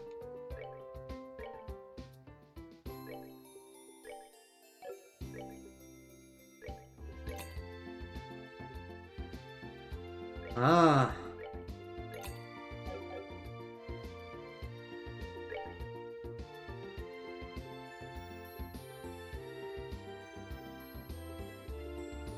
Wo haben wir den? Yeah. Oh, everyone. The Bose will help me get a hold of some beer class some time ago, yes? Oh yeah, now that you mention it, that did happen. Been a while. Have you been well, so ich erinnere mich nicht leider. Yes, as always. So you really were a great help at the time. Since you've come by, allow me to offer you a treasured piece of medicine. Serum powder. Bitte hesitate, take it. Das ist, weil ich den Speicherstand vom letzten Game übergenommen habe, wahrscheinlich erinnern sich die ganzen Leute an das Zeug. Fällt mir jetzt gerade so auf. My way of saying thanks. Oh, thanks. Well then, since you're offering, I will gladly accept it. Got lots of other useful medicines to help you at your shop. If you need anything, please come by the Spence Pharmacy. Right, got it. Well, that's some merchant for you. Never miss a beat on a job.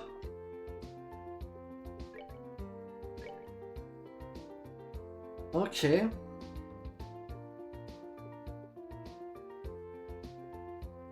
Okay. Das war nicht schlecht. So, gehen wir mal weiter hier rum lang. Hey, welcome. We've got the latest medicines in stock. As you can see, I'm a part-time here at the store. I actually got offered the job because I really like books. I don't expect to end up working at a familiar place like this.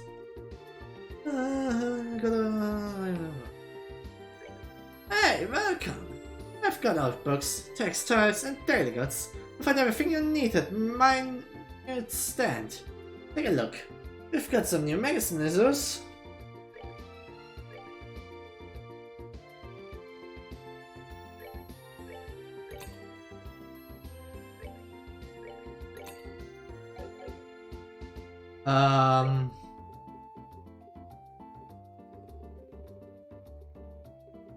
Zwei, drei, sechs, das ist nicht gut. Ich kurz mal die Map anschauen. Wir haben Bose hier. Oh Gott, wir sind echt groß. Wir haben hier nach geht nach Osten Nebel Valley, Süden ist Amber Tower und Valeria Lakeshore. Nach Westen ist Ramon Mine, Krone Mountains, Krone Pass. Oh, warte, hier genau, Krone Mountains tut uns hier actually abgrenzen, da ist was. Aha. Non-aggression pact signed. Inclusive to the Center Emerald Villa. So, special non-aggression pact signed. The pledge of 3 nations. It was a signing ceremony. A signing ceremony to remember.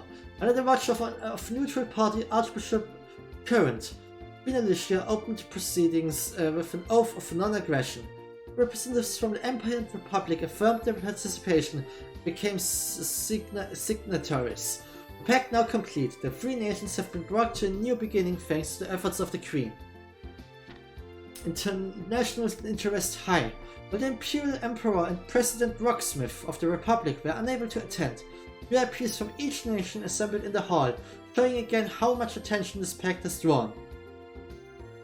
Foreign news agencies also gathered, and this most international of affairs was christened with a storm of camera flashes.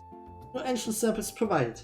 As a crucial component of the pact, samples of the new model engine were also provided to the representatives of the Empire and Republic. The Queen extended her wishes for cooperation and again reaffirmed her stance that technology was something to share, not monopolize. Future of the 3 nations. Voices of doubt remain that question the practical effectiveness of the non-aggression pact, but as our column has pointed out before, the value of the pact lies in the chance for meaningful conversation that it creates. Skeptics would point out that there are many valid excuses for breaking the pact. But while this is certainly a possibility, what should be focused on is the path to peace that lies before us now thanks to the opportunity created today. Society. Roland Region Code and Fog. Starting yesterday morning and continuing throughout the evening, the Roland region has been shrouded in a deep fog, never before experienced in this area. The unusual weather has grounded flights and made travel within the region nearly impossible. Residents and experts alike are scratching their heads at the severity of the mist. Okay. Ah, the smile of the confectionery shop lady is really wonderful. But that lady has someone he's promised a future to. It's the young guy running the ice cream stand over there. Apparently he's a real competitive person. So he started his own shop because he didn't want to play second fiddle to her in her shop. They're engaged, so you'd think they could run a shop together. The fiancé, ich glaube man schreibt es mit 2 E.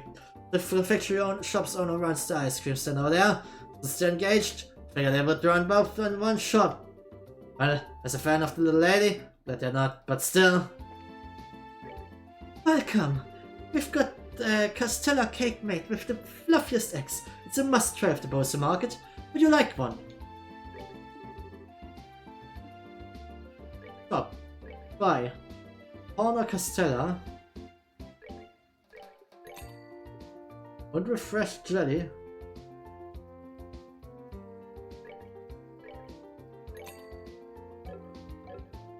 Okay, das Refreshed Jelly will ich eigentlich direkt mal benutzen für den, einfach nur damit ich das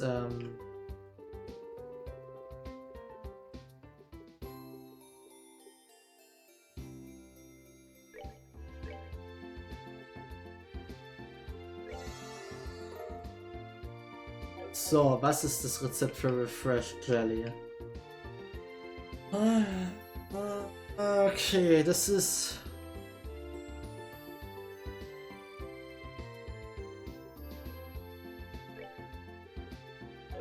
kann ich theoretisch 6 machen, gib mir mal 2.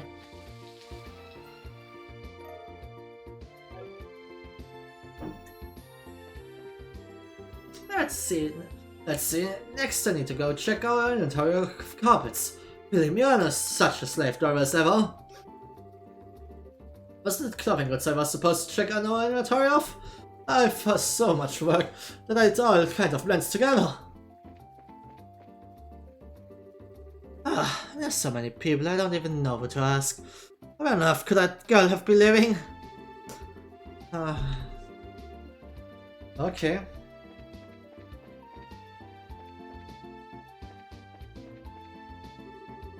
Market really processed my request for a store. This is the start of my life as a merchant. I'll put forward a great shop that won't lose to any of my rivals. Our store should be around here, so when we open, I look forward to your business. Welcome, what are you looking for today? Hey, that's close. That's a capital brand. Oh, wow, I'm surprised you knew. No. Yeah, I've seen more clothes than most people. So from a first-class brand and all are made at that, huh? It's frustrating, but that's an incredible sign. I gotta keep proving if I ever hope to compete. Those of yours, the very functional design, but still complete in the loveliness of a young woman. Frustrating, but that's what I'd expect from a first-class brand from the capital. Cotton stuffed vest. Cat Ears, ich kann, hätte ich jetzt die ganzen Cat-Items eingesammelt, dann könnte ich bestimmt was Cooles machen. So.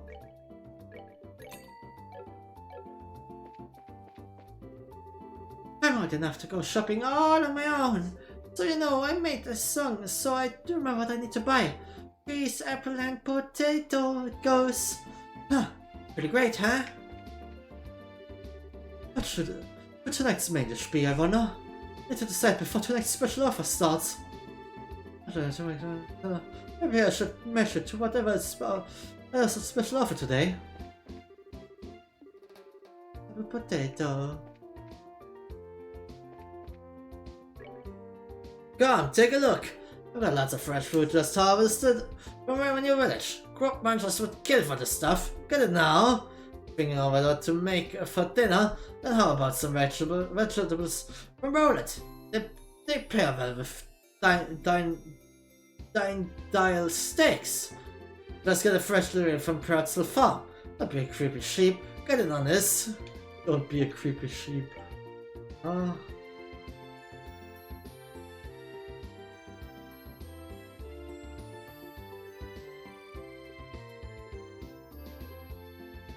Haben wir irgendwas davon, was wir brauchen?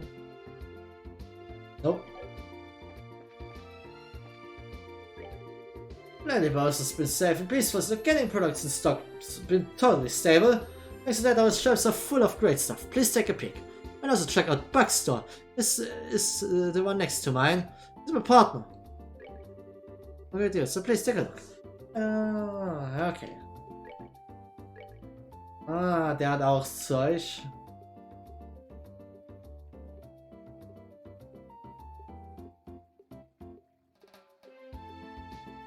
Okay, habe ich aber auch alles theoretisch. So. Machen wir ein bisschen im Markt.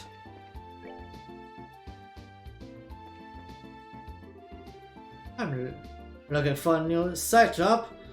I'd like to get as good a wage as I can. Means the market's probably the best option. Right now. She went to the Aunt Rose a little while ago. Everything is just so delicious. Just the idea of tasting it again gets me through the workday. But if the Aunt Rose lives up to its reputation, just the tasting it again gets me through the workday. Ich werde wahrscheinlich gern auch hingehen und ein bisschen was anfangen zu kopieren. Oh, warte kurz. Okay, hier ist das South Block. Aha, hier haben wir noch Orbe Factory and various shops. Okay.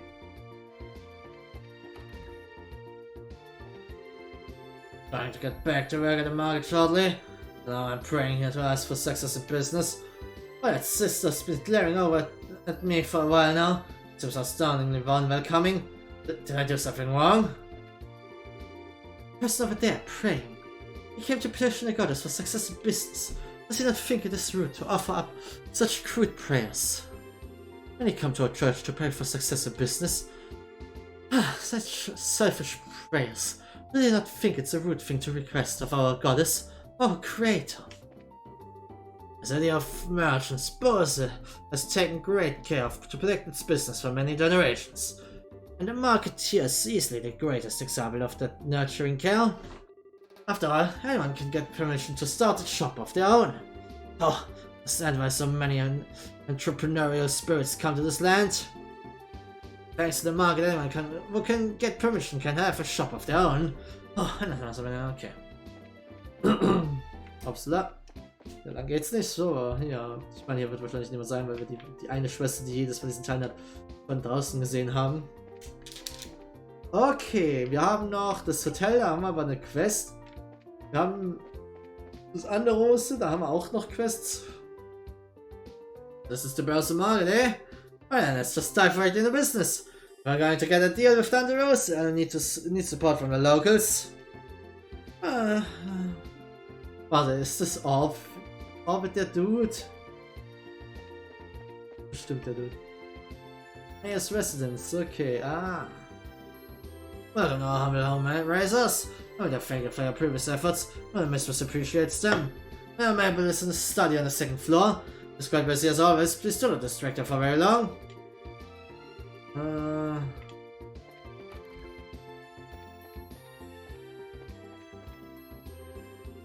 Now then, time for her to prepare some tea. You have to make sure the mayor rests sometimes after all.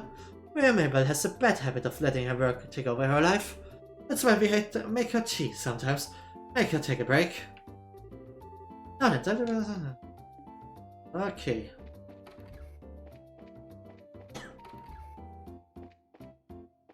Sehr viel so Höhenspiele in diesem Haus. Razors, hello. Miss Mabel is in her study next door. You have business with her. You may find her there. Please don't disturb her if you do not. Okay. Aber ich habe da keine... Hello everyone. We're your business, I take it. We just wanted to let you know that what we're doing. going to start by helping with the wanted monsters. That's just what they're doing for now, mind. No, trust me, the city of Bose and I thank you for your service. There have been so many of them as of late. They've really been wreaking havoc. They're causing the trouble too. Yes, ensuring the roads are safe and passable is vital to keeping the city alive. Now it seems like a simple mission, but its completion means more to the city than you might think. We're all counting on you to defeat those monsters. Leave it to us. Good luck against those monsters. Okay, dann gehen wir nochmal in den südlichen Bereich von Bose. Weil wir haben hier, glaube ich, noch ein, zwei Leute, mit denen wir reden können. Haben wir hier noch ein, zwei Leute, mit denen wir reden können? Wir haben hier das Hotel, aber das ist, da haben wir auch schon wieder eine Quest, die wir annehmen können. Dann später hin. Oh, Bose Market is one of the centers of Liberal's economy. All the market's merchants even sell goods to the empire. The immigration packed sun, cross-border trade must be booming. Bose's future looks as bright as the sun does this morning. I wonder how you'll succeed at being a merchant. I don't know. Why not worry about that once you become a merchant? That's the point. He looks big when it comes to his dreams, but does he ever think about what it takes to actually achieve them? Just once I wish he'd come up with a plan first before diving right into yet another one of his crazy ideas. I must admit I became fairly lost the first time I visited the city. Bose's fate and plans have led back here. I've gotten used to Bose's many streets. But first the shop in the southern block, then the market. Okay. As a merchant of the Empire, and one in training at least, in fact I tried to increase foreign trade a little. I thought let's get dangerous and came down here to Liva to try and make it happen. Thanks to Marco, my mentor, managed to get in touch with several local merchants. I just need to work out some good deals sooner rather than later. It's quite a bit more developed than I expected. Granted, it's still small compared to the grand cities back in Urbonia. Wir haben ja Wohnhäuser. After an aggression, backed all done and busted. Trade with the Empire will be key from here on out. But Borden's had acquaintances in Urbonia since Ideas gave man the treasures. It's his best business. He'll figure out a way around that. Trade of the Empire will be key from now on. Got to come up with some way to counter Borden. Right now, the vision of the merchants of Bose is filled with the markets of the Empire. Everyone's busy trying to create trade routes to Urbonia.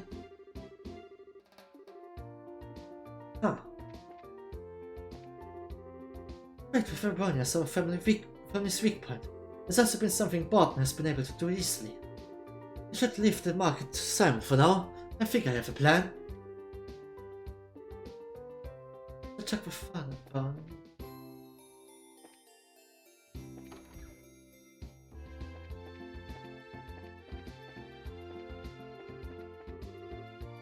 Run saw Fleischling again. It's a disease at this point. Okay, Insane armed guards. Or the sign armed guards. Alright, welcome. Got some good stuff in stock, take a look. The Eagle Staff. Reinforced metal staff etched with decorative designs. Nehmen wir. Sturm ist bestimmt besser als das, was ich bisher habe. Nehmen wir einfach Orbital Gun.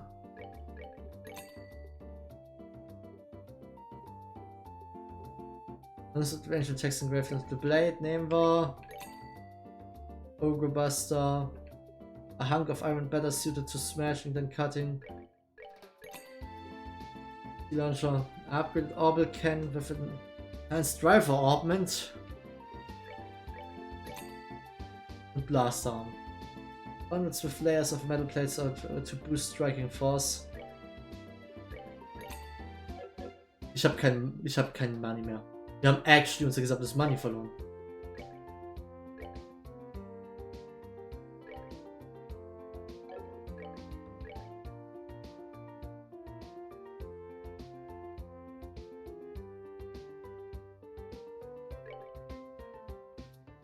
Ich habe das auch ohne. Das hat sich nicht mehr gelohnt, das zu kaufen.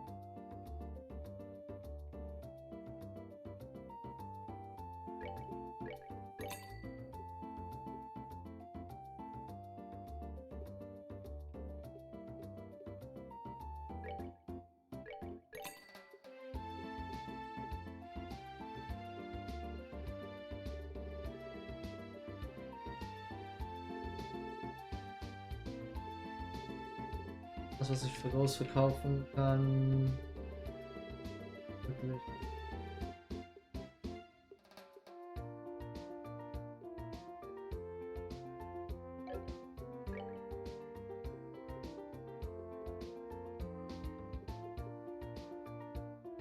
Oh, mit Space Seepeth kann ich ja gut Geld verdienen.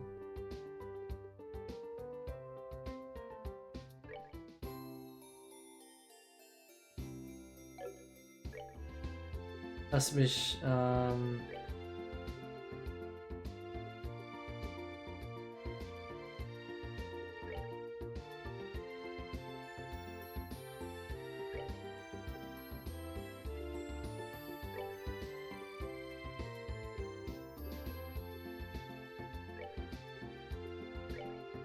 so.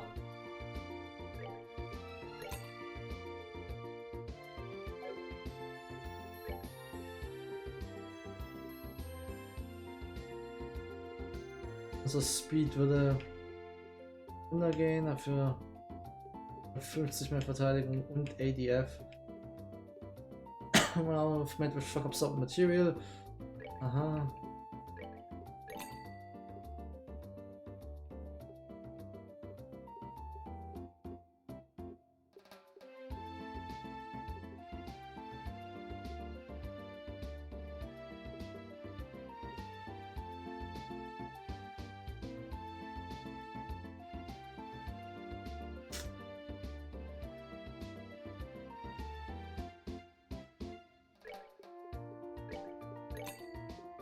Ja, direkt nochmal 4 davon.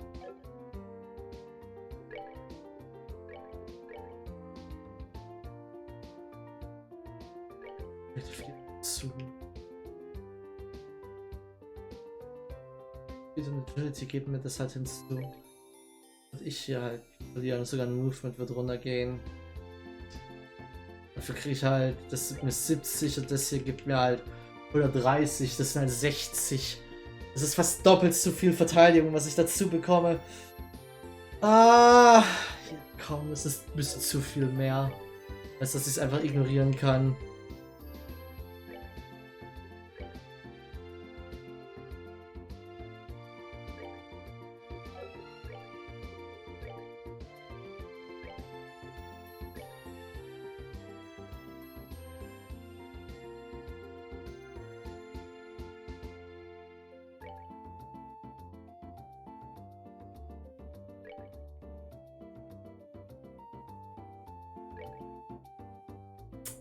Ah, wie machen wir das bei ihr?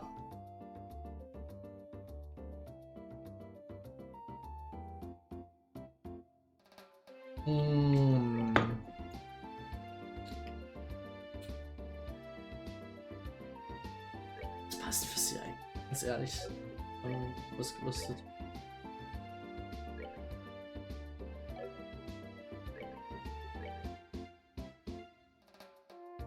Das hier.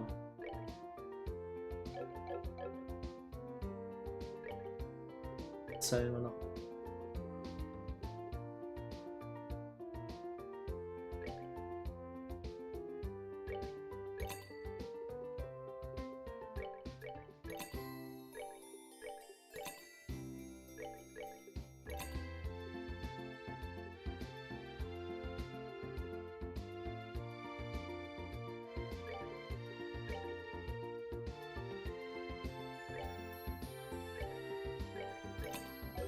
Mal über für den Fall der Fälle.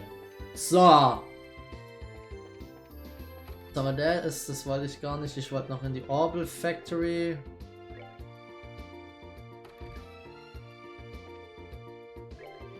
Nigel, the man who stole the factory from me at one point is still in jail. Honestly, I keep in touch with him. He was a friend once. And prison sounds like hell for him. Still, though, the shop's been healthy and, if I may say so, well run better run ever since I got it back. So kick back, relax, and let me know if there's anything you need. Hm? Ich hab keine Ahnung, was er meint mit, dass die Factory wurde. Oh fuck, hier können wir nämlich die Big Boys machen. Oh yes.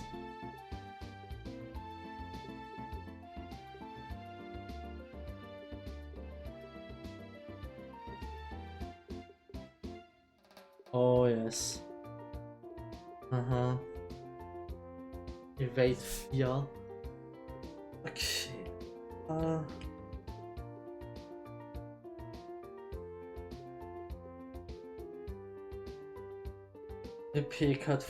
PCAT 4 ist so ein krasses Teil, aber dafür brauche ich eine Menge an neuen C-Piff.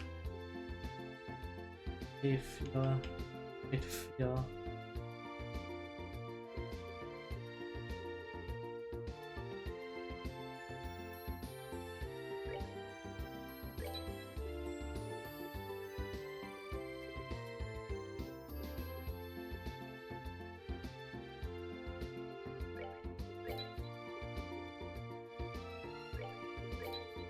So, HP 4 ist halt einfach zu gut, dass ich es einfach nicht machen kann.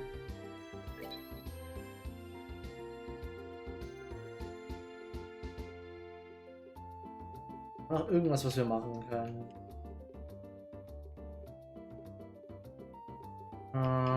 PK 4 ist halt etwas, was ich auf jeden Fall noch versuchen muss zu bilden. Könnte ich Hit 4... Oh. Wisst ihr was? Ich mache noch ein zweites Attack. Das ist einfach nichts, was es gibt am meisten Sinn. Attack 4. Der Verteidigung geht zwar runter, sein Angriff geht dafür aber halt einfach insane hoch. Aha. HP geht an sie.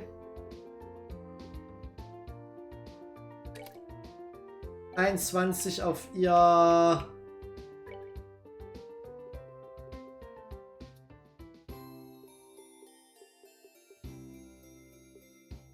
Metrosphäre.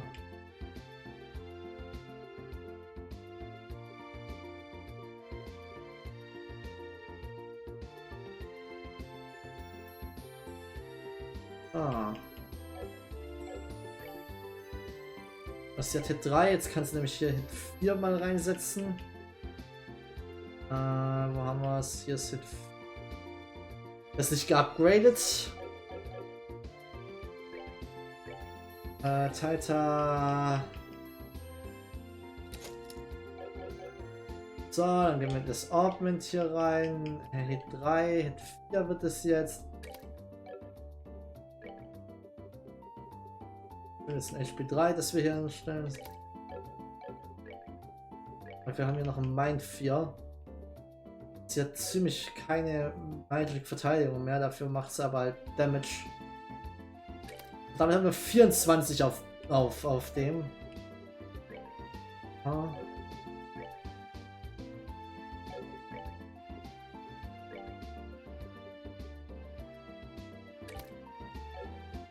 Habe ich irgendjemand in der Defense?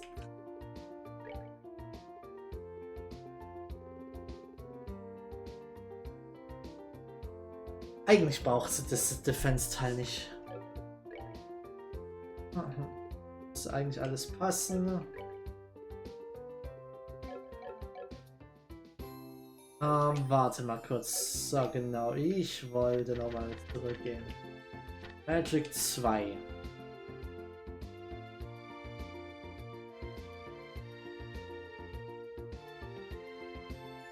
Wind und Space brauchen wir theoretisch auf ihr. Wie viel war's? 12 Wind und 6 Space. Nee, Time. 12 Wind, 6 Time. Wir haben 5, wir bräuchten aber weitaus mehr Wind.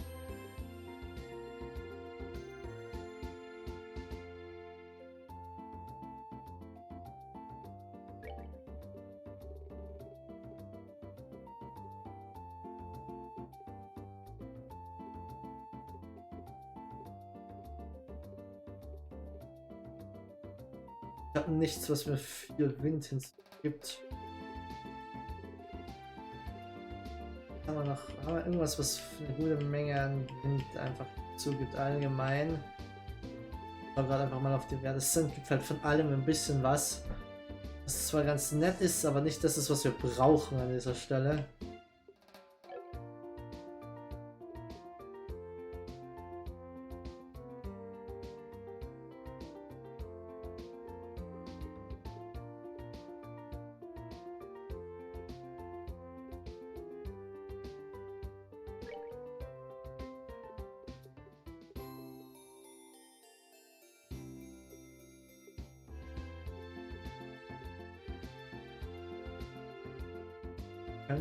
Natürlich, wie viel habe ich?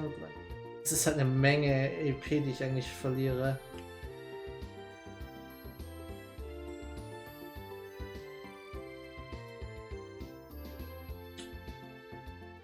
Das mache, kann ich noch ein zweites reinmachen für die Defense. Würde halt trotzdem noch dafür zu führen, dass wir.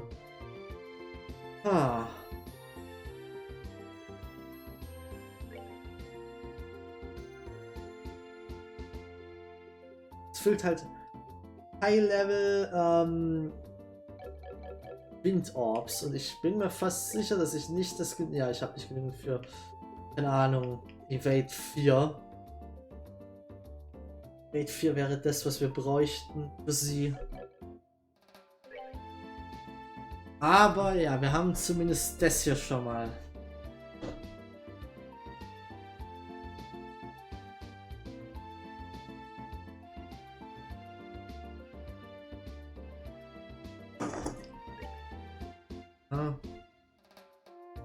Eigentlich haben wir es mit Septium Wein, sollten wir ein bisschen mehr hier Septium mal langsam bekommen. Dann ist so ziemlich bekommen, aber es ist halt schwierig trotzdem. So, hier drüben. Oh, your clothes are lovely. My husband runs a boutique in the market. If you're interested in getting more, I'm sure you'll find something you like. Please go visit sometime. It's called Paul and Elke's Outlet, after himself and our daughter. Oh.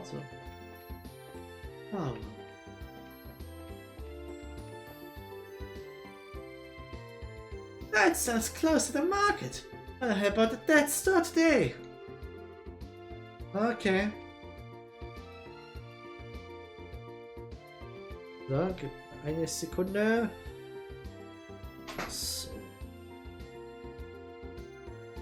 So, wir haben... Okay. Okay, was haben wir hier drüben? Jetzt raus und hier sind noch Häuser. The signing of the non-aggression pact, trade with the Empire has picked up substantially. After I've been rebellions for years and years though, this will be a good opportunity to expand my reach there. Trino has pushed us around for a while now, so a chance to close the gap. Odin and Trino come from two of Bose's preeminent merchant houses. Very friendly neighbors. We are rivals in trade, will never admit defeat. We've been pushed around by Trino a bit lately, but we have a plan. Hopefully all this new trade with Urbonia will more than make up for it.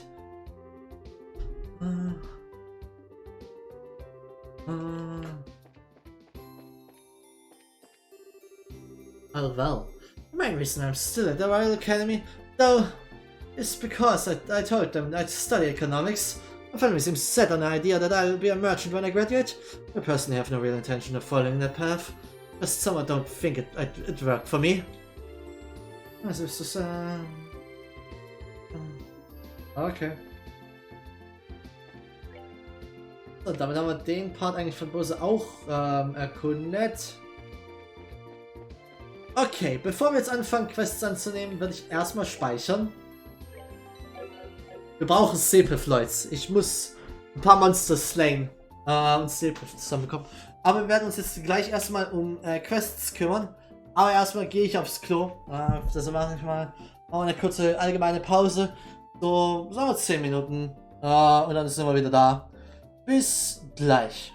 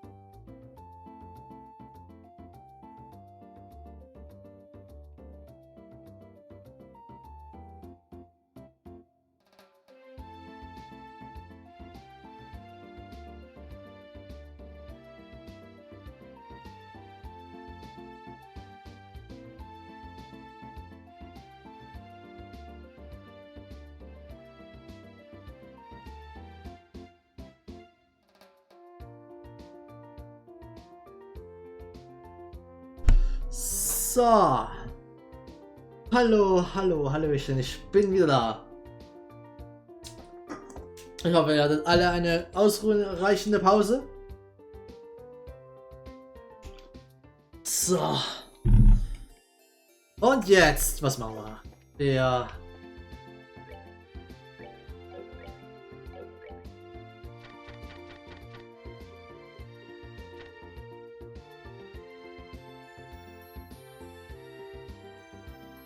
Ja, okay. Gehen wir mit der gestohlenen Medaille oder was es ist.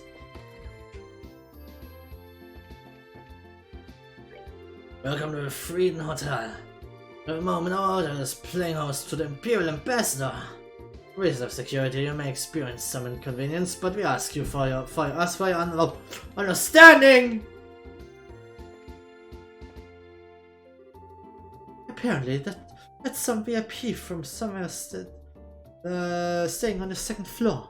But I don't know much else about him. He just locks himself in his room most of the time. I don't know what he's doing in there. Oh.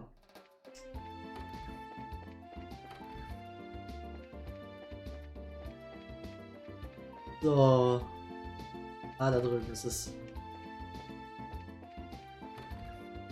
Okay. This room is currently in use by the Imperial Ambassador. If you have no business here, please refrain from entering. Is this where we can contact the Imperial Ambassador? Yes, that's correct, but we have some business with us. We're the ones who have business, I think. We're from the Bracer Guild. We submitted a request. Ah, Bracers, I see. Pardon me. If possible, I'd like to have you listen to an explanation of the case immediately. You have the time at the moment. Yes, no problem. This way then, please. The secretary will explain the details.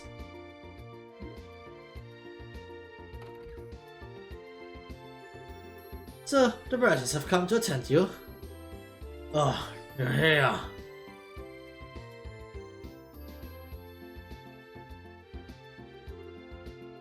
Ah, ja. Oh, ich meine, wir müssen ein bisschen probieren auf die Stimme. It's been some time. Thank you very much for your support of the capital. That brings you to Bose. With the signing ceremony over, finally have a somewhat open schedule. I've been planning a visit for some time, and I finally managed to realize it.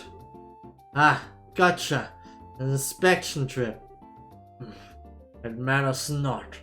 Importantly, my medal must be recovered. Is it that important? Barclay, what are you waiting for?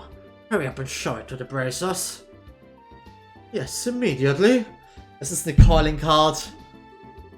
It seems like the ambassador's quite concerned. Well, it's not an unreasonable reaction. This event is quite a serious crisis for the good ambassador. After all, that medal is an heirloom of the great honor and glory bestowed directly from the Emperor. After it's stolen, this is slapped directly to the ambassador's face. Should news of this reach the heir of Fatherland, the ambassador would be the laughingstock of the capital. Laughingstock of the capital?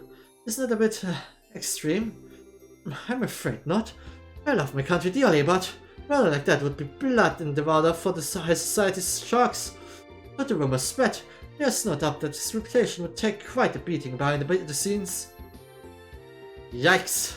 Talk about nasty. The Burning Society really is a scary place, huh? Seriously? What is the fate of those who live in politics?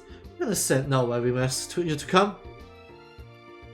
I see. I think I've got it. What's the thing the ambassador talked about? It looked like he wanted to show us something. Yes, actually, there was a card that appeared to be a declaration of criminal intent left at the scene. A card? Yes, something like that. Allow me. Lovely princess and your escorts. The bell of judgment draws near. The iron horse's medal is in my hand. You desire to reclaim it. Strike through my riddles. Your first key is the following spell. Recall. Back there in flower.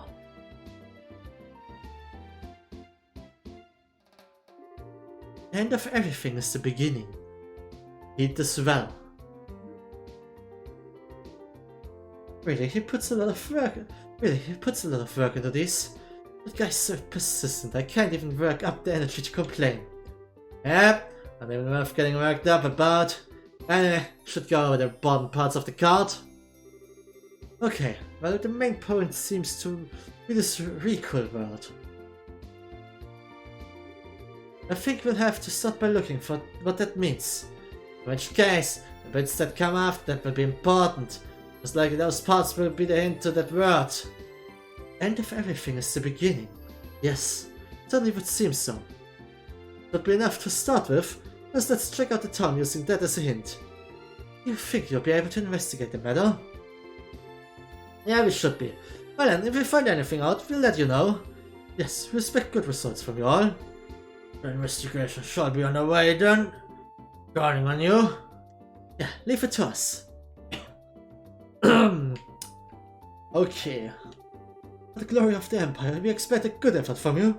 Please recover the ambassador's medal. That medal is proof of my family's glory and was bestowed on us directly from His Highness. Have to recover it somehow. Everyone, please. We can hardly resume our inspection like this. Okay. So, also dann. Wir brauchen eine Person am besten, die Lucia heißt, weil the end is the beginning. Of everything is the beginning. Das heißt, wir sollen es wahrscheinlich rückwärts lesen. Lucia. Fucking hell, wo hatten wir eine Person, die Lucia hieß? Oder es gibt hier irgendwo einen Ort, der Lucia heißt.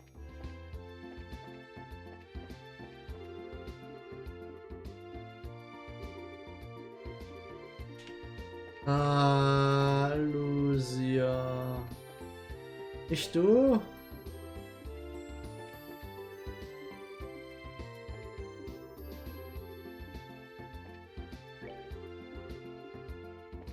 Oh Gott.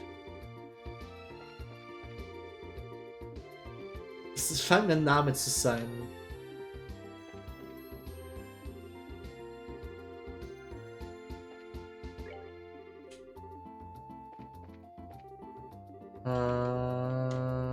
Ganz heißt der Typ, fällt mir jetzt gerade erst auf.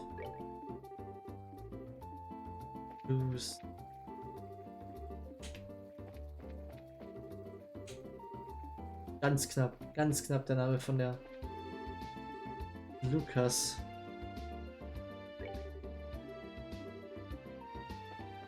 Ah.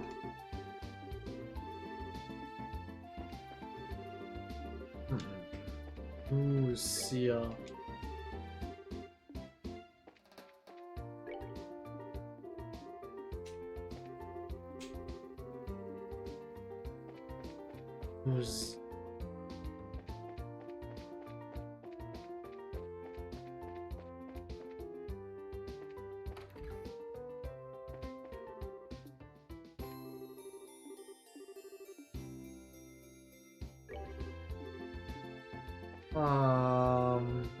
Okay, im Endeffekt müssen wir, das ist jetzt, ich bin jetzt auf der Suche nach einem NPC namens Lucia. Ganz knapp. Luke gerade ist super knapp dran. Gibt es hier Ort, aber es würde keinen Sinn ergeben.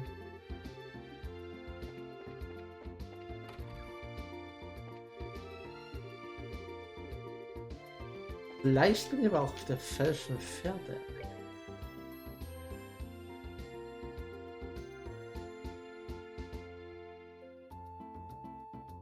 Lucia flower in the bag.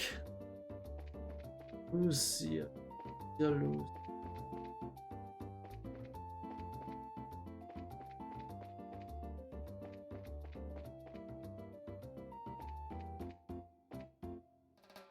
Ah, okay. Lucia flower in the bag. War gar nicht hier oben.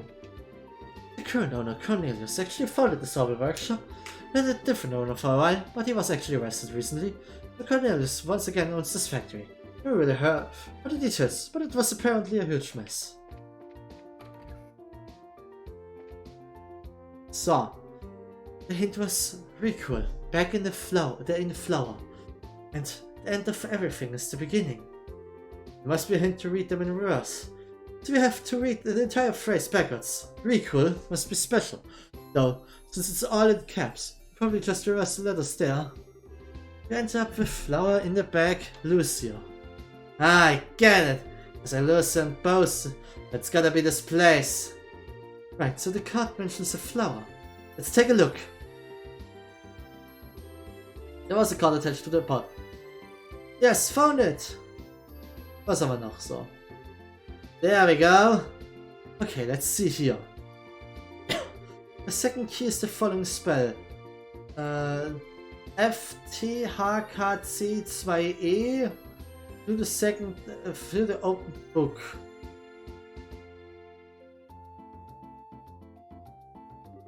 And remember always this wisdom. Those who seek the truth must forever look a step ahead. The hell?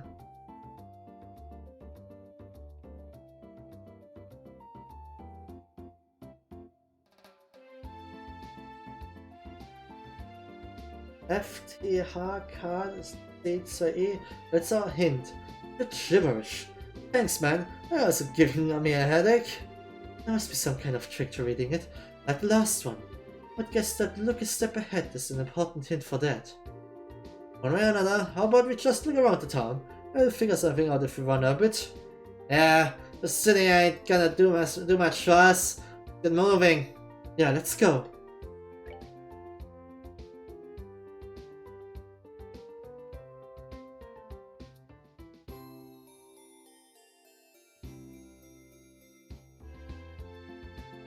Look a step ahead.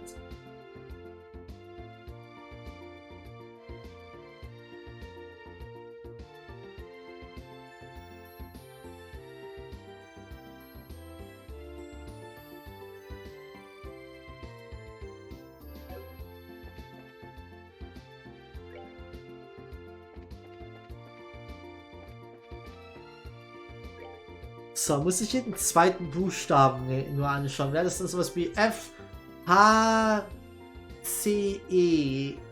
Das ergibt aber auch keinen Sinn. TK2 oder TK2 FH.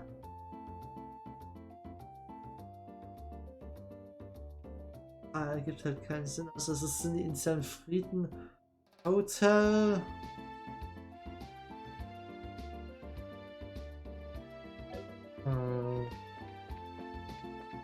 Das ist jetzt ein bisschen schwierig.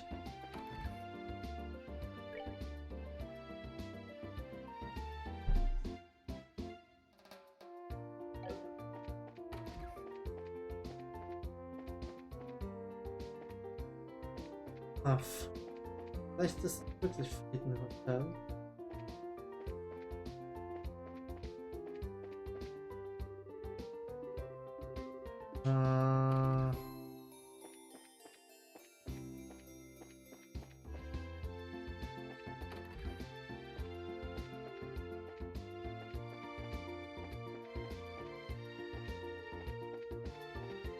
Haben wir noch irgendwas?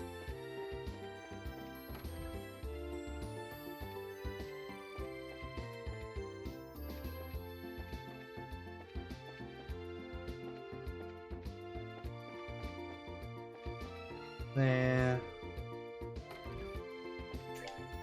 Das sieht fast wie ein Look a step ahead. Oder muss man step ahead?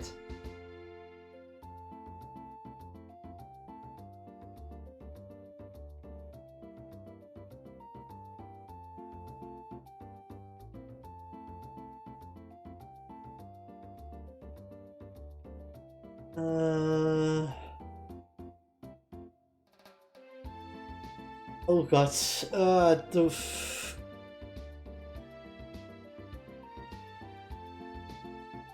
Do the open book.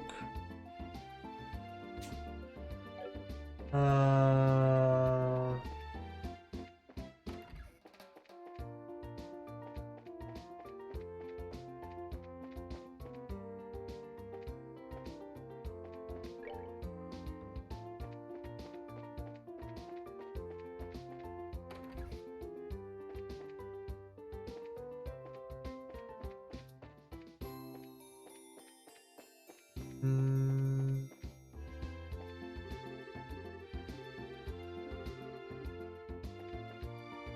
Nee, hier nicht. Open, book, open, book.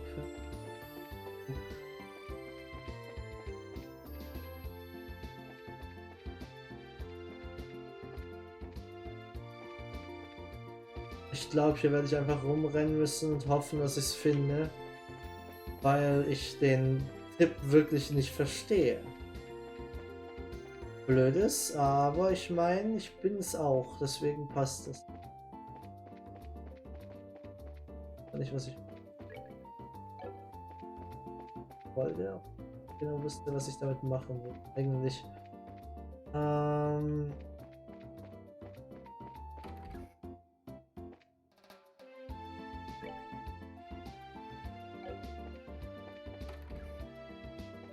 Und Open Book. Nicht, dass ich sehen würde. Auch hier nicht.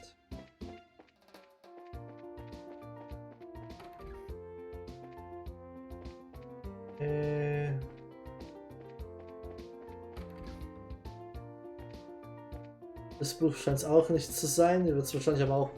Maribel wird es wahrscheinlich bemerken, wenn Calling Card. Ich habe leider keinerlei, also wirklich gar nicht mal sehe ich, wie man da irgendwie draus schlau werden soll aus dem, was da steht. Deswegen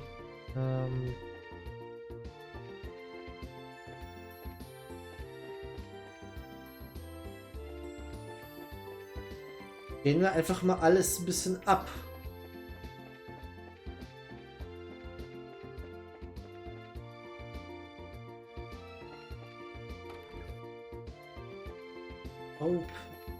Buch.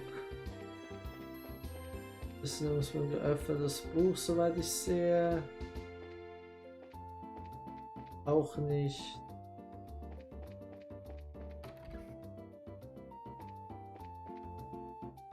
Das ist ein geöffnetes Buch, aber ich kann nichts damit machen. Verdammt, ich dachte gerade ganz kurz, wir hätten es aber. Okay.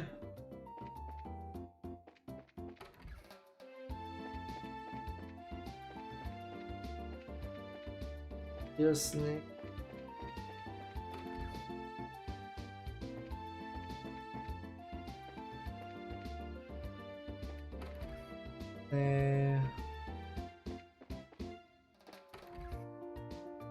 Drüben was oben guckt.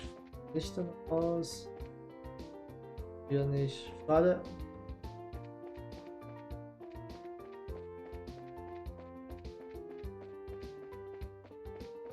Haben wir hier auf der Seite irgendwo was?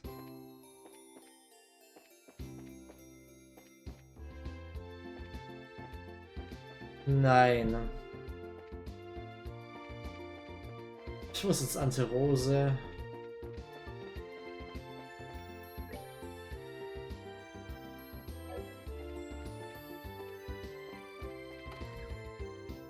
Wir haben hier.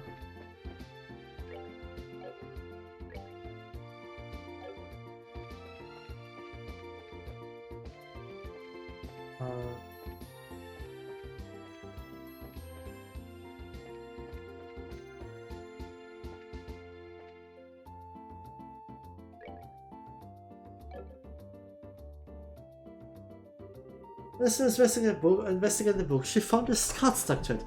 Okay, ich habe keine Ahnung. So, okay, found it. Let's see. Das hätte ich gerne erklärt bekommen, weil ich verstehe es nicht. Would you seek the third key? Seek ye the reverently held casket. Yep, we got it. No. Ah, for fucks, wirklich. FTHKC2E. Advance each letter by one. And it becomes Guild 3F. Left of the guild house. That's the riddle solved, I guess. What the hell? Seriously, right in the middle of the guild house. The clown's trying to mock us. But I have to show him what mockery gets you the next time I see him. Yeah, no kidding. Next thing is the reverently held casket, right? don't think he means it literally. We'll just have to assume so, yeah. Looks likely a ton of caskets just lying on Bose. Fucks exactly. Time to get into the clown's head, eh? Finger fats, let's put ours together and figure out what this casket's supposed to be. Was ist ein Casket?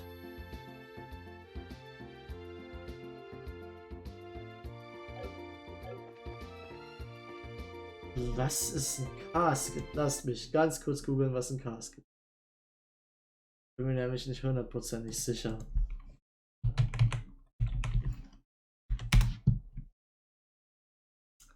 Eine Schatulle. Okay. Apparently Casket. Wird wahrscheinlich nicht im Guildhaus sein. Lass mich hier rein, aber uns zur Sicherheit.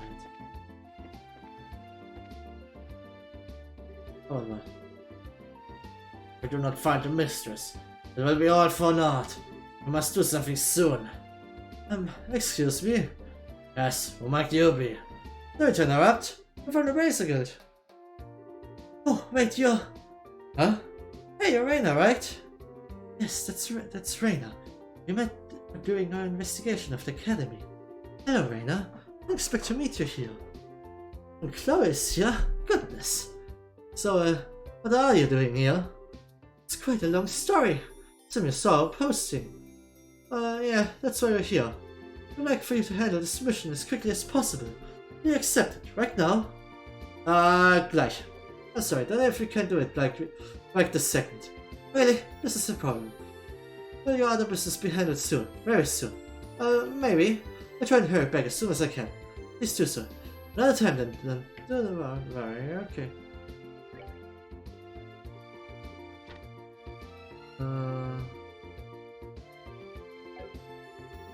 Another Rose.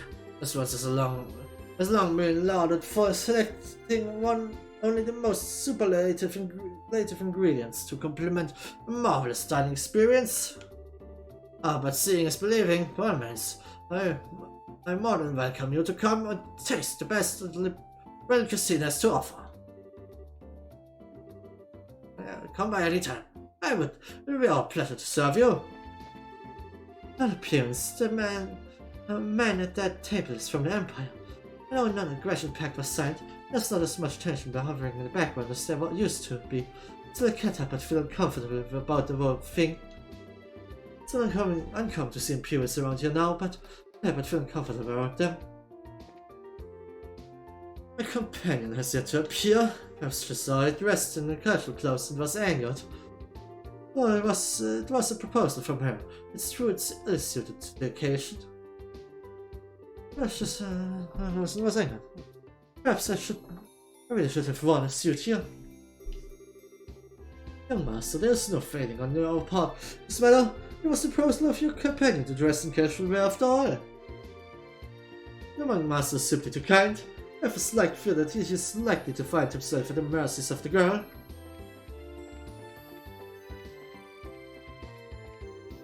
Yet a reservation put in a guest from the Empire a while back, and he'll be coming in later today.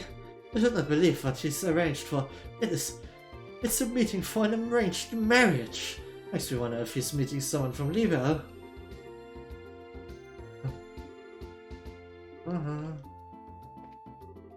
Sorry, I can't accept the price you're asking. Distribution's just standing right now, so you should have plenty in stock, shouldn't you? What do you think of this price? That's like a fair deal. I think you'll find our prices are steep compared to the other vendors. No polish is positively divine, but it never ceases to keep me on my toes. I'm eager to try the latest dishes. Okay. I'm the sommelier at this restaurant. I know that most people think of wine when you say sommelier. I had all kinds of liquors. My son and I have been talking. We're even thinking of getting some sake from the eastern lands. It's got a flavor as rich as any wine. I have a hunch that it'll work better with lighter dishes than wine too.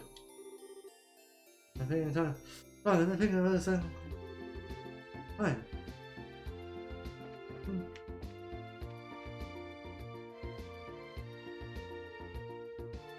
Ah, yes, what is it? Yeah, hi. I saw your posting on the guild board. You're Gran, right? That's correct. Yes, oh wait, I know you. And you're the ones who got ingredients for us a while back. Yep, that's us. Ah, hello. You'll see my face intertwined. How will you get down to the details? Okay, Mama, that's the one. Sure. This is a job to collect ingredients, right? That's right. It's a rare ingredients for research into new frontiers of cooking. And I'm going to need you to go gather them.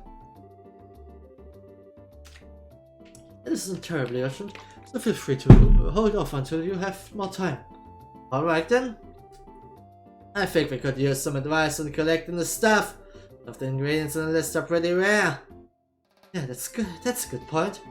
Juicy bones, for example, are kinda hard to get. At least the ones you want intact. Most difficult ones will be juicy bones and curative horns. Lucky fans will be a bit easier, I think. This is all available in the Bose region. Yes, the monsters around here should drop them in reasonable quantities, and they had good bones in Naval Valley, I believe. Horns are at their toughest north of Revenue. You can find fanged monsters in the Corona Pass. That's kind of spread out. It's gonna involve a lot of walking. Well, that's the idea. That's very difficult. Is why I needed assistance. You have a point there.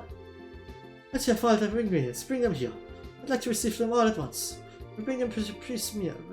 Just send you right back out to get the rest. Just leave it all in one go. Honestly, I think that's easy for us anyway. Assuming a certain someone doesn't snag on them anyway. Keep track of what recipes we prepare on the way back here, too, to make sure we don't use any of them. Do you have any other questions? If not, let's get back to work. Let's see, we have the location we need, instructions on delivery method. Hope I think we're all set. Good luck then. I'll be waiting here.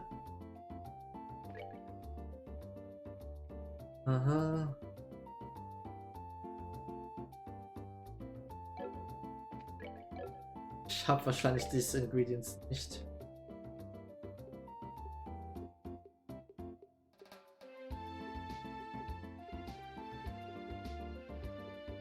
Lucky Fang.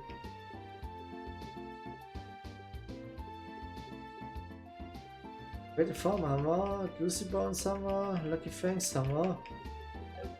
Gucken wir es doch mal.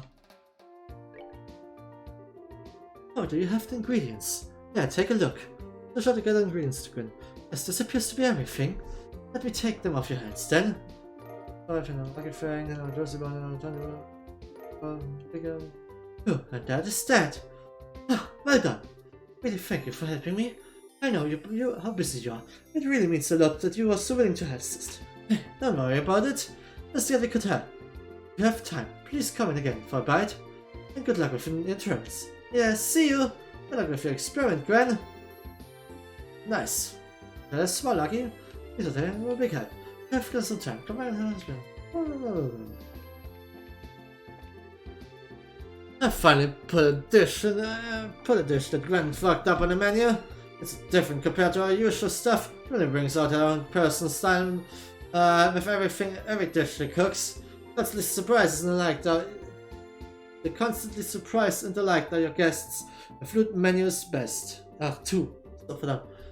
To be a top-class chef, you must also have the power to innovate outside of your culinary comfort zone. Okay.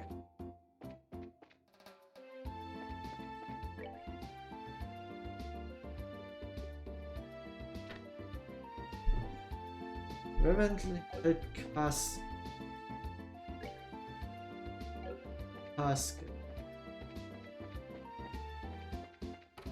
Ist in der Küche vielleicht?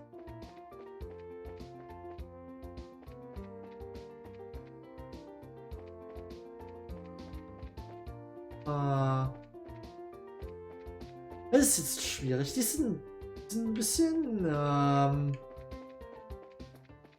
ein bisschen Hirnschmalz, die Teile.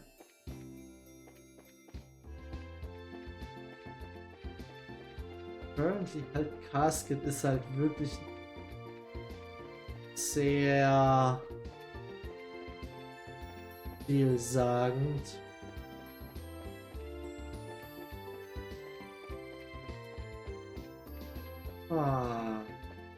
Ah. Es ist halt ein bisschen blöd, dass ich für diese Quests hier gerade wirklich mehr so, ich suche alles ab, als ich figure das Rätsel ausmache. Aber mein Hirn scheint einfach nicht auf der Höhe zu sein. Ich habe keine Ahnung, was die von mir wollen.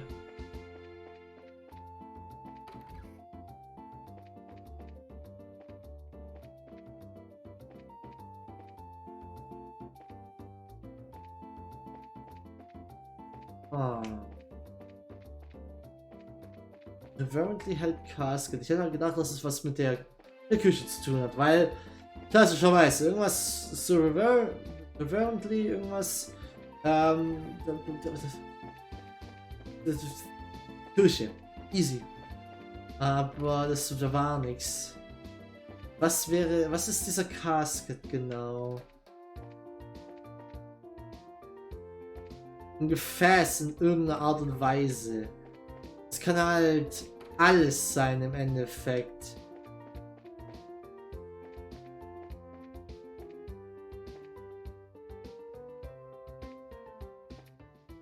Ganz kurz gedacht, dass hier irgendwas wäre, aber ich glaube, ich habe mich verschaut. Ist ein geheimer Raum? Nope, ist kein geheimer Raum. Wäre perfekt für einen geheimen Raum. Ich bin mir gerade die ganze Zeit ein, dass da irgendwas ist, aber es ist nicht irgendwas.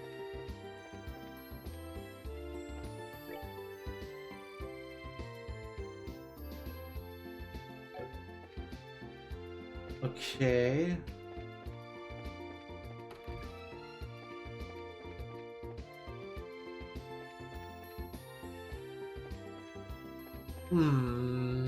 Ich werde einfach mal wieder alles Mögliche absuchen.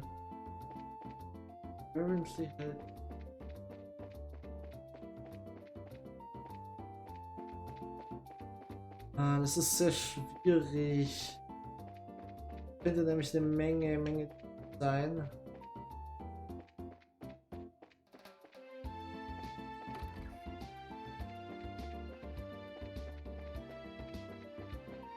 Ja, irgendwo einen Weg nach draußen, weil die haben da diesen die haben da oben sowas wie einen Weg nach draußen, meine ich. Sieht das zumindest aus. Auf die Terrasse, aber ich glaube, man kommt da nicht hoch. Casket, ich hätte jetzt halt vielleicht, man könnte ja auch, hätte jetzt vermutet, dass vielleicht sowas wie ein Bierfass. Es wäre, Caskets sind auch gerne mal Bierfässer, aber vielleicht ist es irgendwie mehr figurativ, aber ich weiß nicht genau, wie dann funktioniert. Fuck, das wollte ich nicht. Hier ist es nicht, da ist es. Haben wir was? Dusche Bau, da war ich glaube ich schon. Ja. Gehen wir mal in den Südbereich.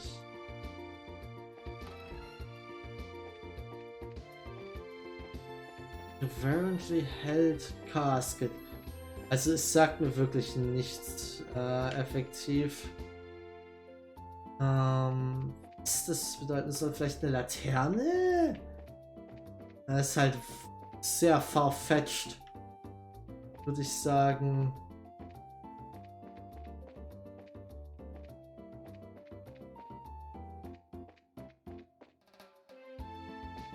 Nee, hier ist nichts hier irgendwie.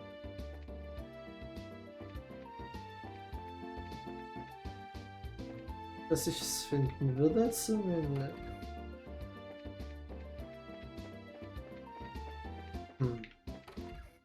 Außen Guards. Hier könnte irgendwas sein in Form von einem Behälter. Nee. Natürlich das Problem, vielleicht muss ich auch mit jemandem reden. Da haben wir dann. Ich meine, ich zweifle, dass es hier ist. Wir waren nämlich hier schon in der Nähe schon mal.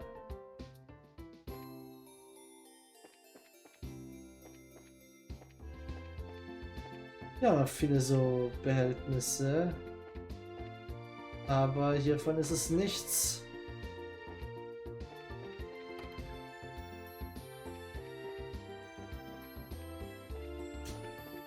Okay. Oh, ich habe Das war eigentlich, ich glaube, das war alles.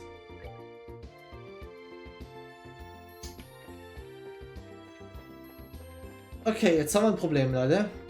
Ich habe keinen Klassenschimmer, was Blue Blau von mir möchte.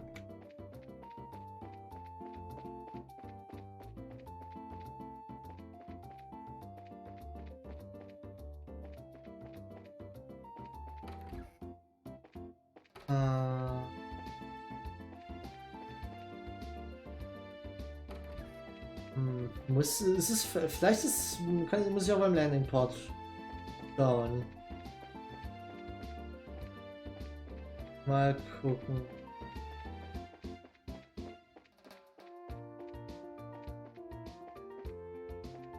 Ja, genau so, hier. Apparently held casket, huh? Under the coffin is a bit of a stretch, but it is being held like it was holy. Yeah, but there's a problem. I see the Bose's card anywhere. That is weird. No, this is it though. Wait, I know. I bet it's on the bottom of that thing. Might be, but that little hole isn't big enough to crawl under to look. Yeah, good point. It's good that it has to be it too. Let's see. Hey! What do you think you're doing?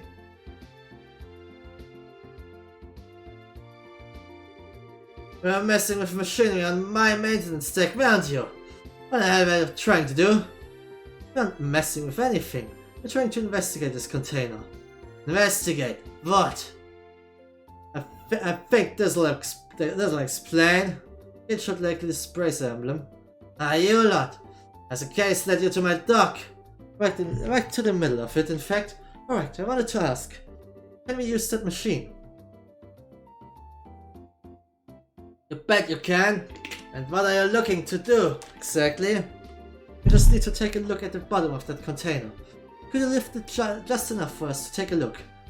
Sure, I suppose. Wait here a second.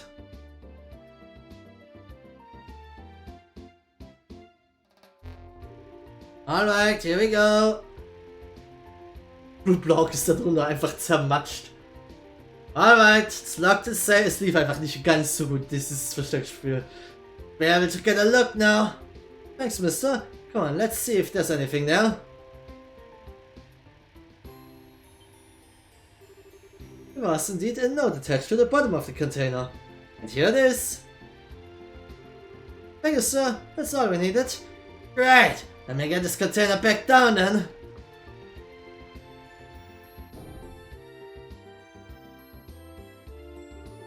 Seems you found what you were looking for.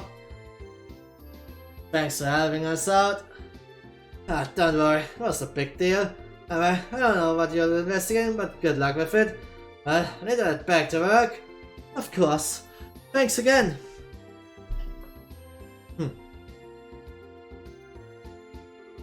Oh, I'm glad he was willing to help. Yeah, now time to get on with it.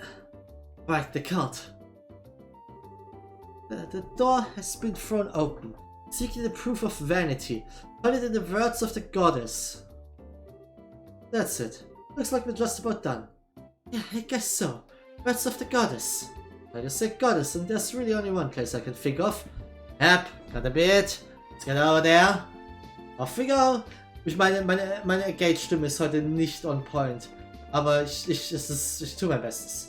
Wir müssen wahrscheinlich zur Kapelle. Bin ich mir ziemlich sicher nach Words of the Goddess. Im Buch hier vorne vielleicht? Nein. Also es könnte sein, aber vielleicht. Ja, no. Da drüben bestimmt. Da oben das Buch. Oh Gott.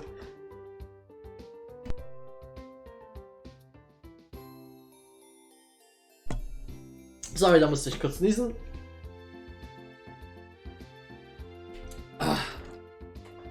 These are the testaments of the Septuagint Church, aren't they? You think this could be the words of the goddess the clue was talking about? You're right on target. Testaments are supposed to be stuff the goddess said put to paper, so it makes sense. Now that you mention it, I remember learning something about it in Sunday school. Anyway, let's check it out. Mr. investigated the book. She found an iron medal wedged between the pages. Ich war actually hier und hab das versucht. Und Feuer. Found a medal with a two-winged horse and sword design. Sweet, we found it. Man, just look at this thing. A little posing for a medal, don't you think? Posing is right. So, I'd say the design is pretty apt for a Brownian medal. That's a cultural thing. I never would have guessed. But with a bastard crane or wearing it and all, well, it's gonna need the impact of a boot to the head. Kind of works in a way. That's one way of putting it. And let's show you on a guy with that kind of presence and nobody would notice the damn thing is even there. That might be even more true now than ever. This looked scarier than usual, probably because of the medal being stolen. But you mention it. Well, whatever. At least we found it. Let's go give it back to him. Is it true? Well, you found the medal. Yep, we got it. Well, here, showing you is probably the best way. Let me return it to you. So hand over the medal. Diesmal nur den kurzen Namen. Oh, it truly is mine. You found it. You really found it. I hate to interrupt the moment, but is this something or other medal what you were looking for then? It's not just something or other medal. It's the Grand Cordon of the Order of the Winged Stallion. This is no ordinary medal. It is an exceptionally high honor that all long to receive and few ever obtain. Who the heck can remember something that long? Did you say something? No, nothing. Anyway, it's the right medal, Cordon thingy, right? Yes, most definitely. This avoids the worst possible scenario. Now, if the criminal responsible could just be punished, things will be settled. You have an idea what the criminal might be? We've totally got an idea, but unfortunately, where they went is another matter. What? Is there no way you can capture them? Not immediately, no. This one we've got our eyes on is the culprit is the one we've got our eyes on as the culprit is quite a well-known thief. Have you heard the name Phantom Thief B before? Phantom Thief B. He's been appearing in Liberal. Ah, so you do know him? Yes. He reigned havoc in the Imperial capital for some time. He was a man who could not be captured even by the Imperial army. Seems I should be glad that my medal returned at all this time. Yeah, seems that way. Barclay. So, we have the item prepared. Yes, here. While I feel some regret that things did not proceed to capturing him, against the infamous Phantom Thief B, you can hardly be blamed. You recovered my medal in good order, and maintained the dignity of the Empire. In acknowledgement of your great services to the Empire, I, the Brownian Imperial Ambassador, grant you this Eisenritter medal. Estelle was granted the Eisenritter's medal. She did her best to keep a straight face. Ladies and Gentlemen, congratulations! Holy shit! Wir haben eine Medaille bekommen, Leute! Estelle geht! Das Karriere geht aber nach oben! Holy shit, wir haben eine erebonische Medaille bekommen. Ich glaube, die wird hier in Libya nicht groß angesehen. Congratulations! Certainly wasn't expecting this. This is kind of embarrassing. Oh boy. I understand your speechlessness at being awarded such an honor. It must be very hard for you to contain yourself. Ah, sweet youth. I was the same when I received my first medal. However, do not feel unworthy. No, your efforts are more than deserving of this. I expect great deeds in the future as is befitting of one to receive this medal. Yeah, thanks. Best Imperial request completed. For me, it's enough just having recovered my medal. Phantom Thief B's capture is a national and guild-wide problem. You don't let yourself be too bothered by it. Ich erinnere mich nicht mehr daran, dass man schon in Sky den Eisenritter hört. Okay, ich habe keine Ahnung, was das ist, aber wir haben... Es ist meine Medaille! Death plus Judgment for Seal Mute. Iron Medal awarded for service to the Empire. Das ist wirklich gut. Das kann ich gut gebrauchen. Ich muss es Estelle geben. Come on. Sie hat die Medaille bekommen. Aus den 20 Deaths sind dafür nicht schlecht. Estelle ist actually, wenn man sich das mal so anschaut, vergleichsweise ziemlich... Shit, also Chloe ist sehr tanky, einfach aber auch nur, weil sie Defense 3 drin hat. Aber Estelle ist vergleichsweise relativ abgesotten. Ich muss aber auch sagen, dass hier Titan mittlerweile relativ gute Defense mit dabei hat, aber halt nicht so viel Leben. Nice.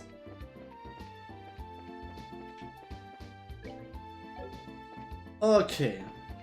Als nächstes.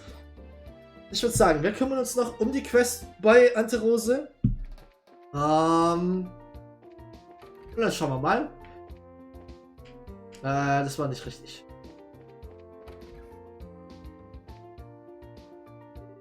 Ah, they've returned. Are you ready to take the mission? Yes. Looks like it's pretty urgent, so yeah, let's do it. You accept then? Oh, thank you. I'll explain the situation to the bracers. You gotta deal with the rest of them. As you wish, miss. Please take care of our mistress.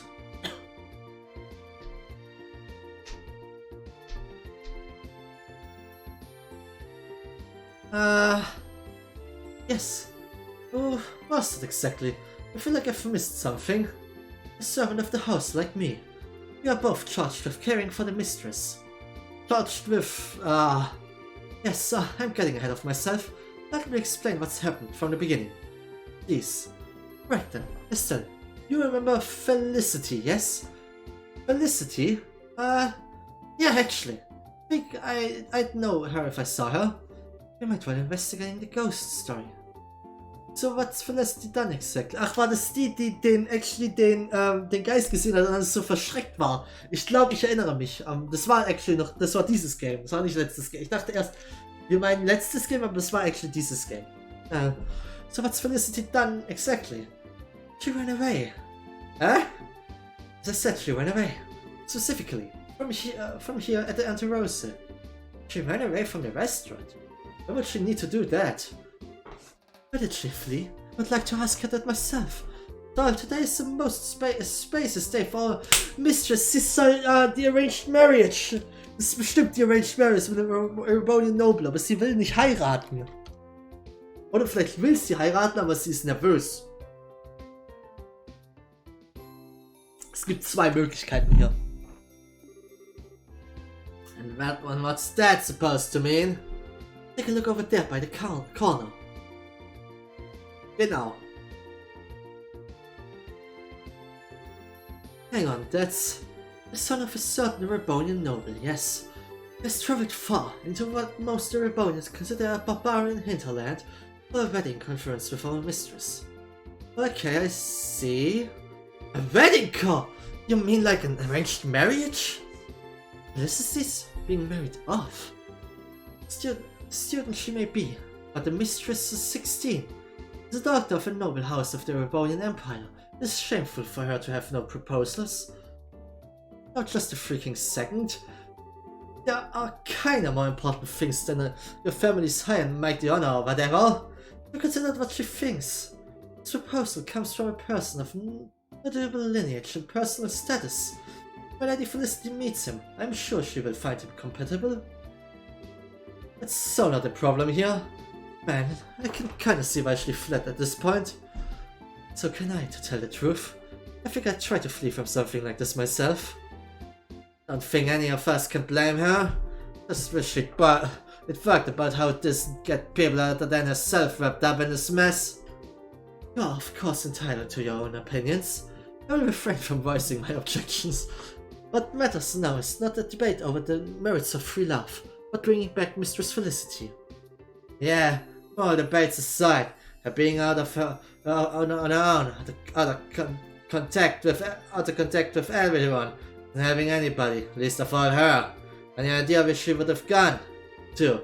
Felicity's personality is such that she tends to go off as far as she can once she has committed to something. I suspect she has gone quite some way at this point. Quite some way, huh? Other side of the city, maybe. She wouldn't go onto the roads. Quite the opposite, in fact.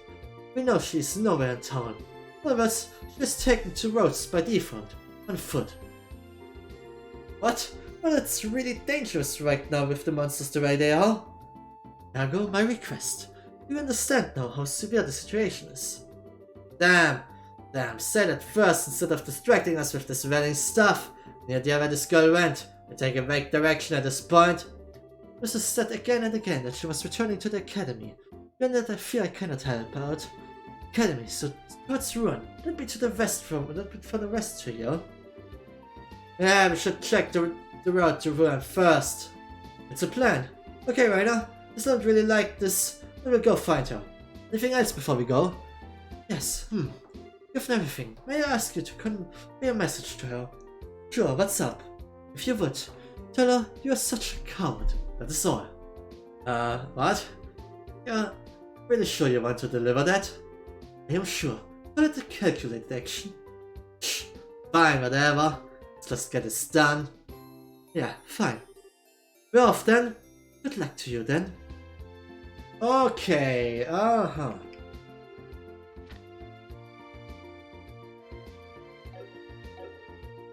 Lass mich das nochmal in den... Sie will nach Ruan. Das heißt, sie geht wahrscheinlich Richtung Krone Pass. Wir müssen also nach Westen. Revenue Mine, Krone Pass. Wir haben noch bestimmt eine Richtung... Krone Pass Monster, der Richtung. Aha. Okay, dann gehen wir doch mal in diese Richtung. Schauen nach. Was uns da so erwartet.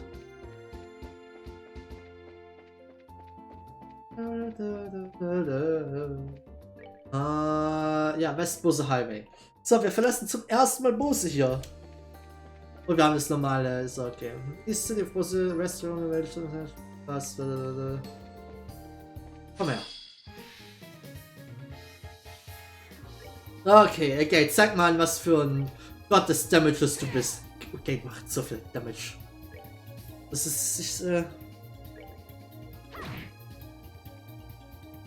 selbst mit einem Crit mache ich nur knapp mehr Schaden als Gate.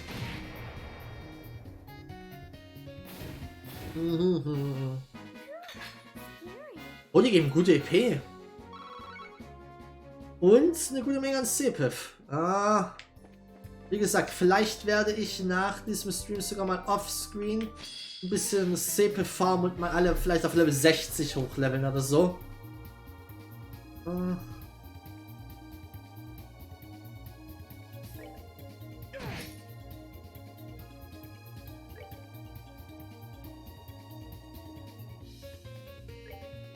Wir müssen den hier downbursten. Und der wird sich teilen. Oh, wir machen nicht viel Damage. Taita muss sich um die da hinten kümmern.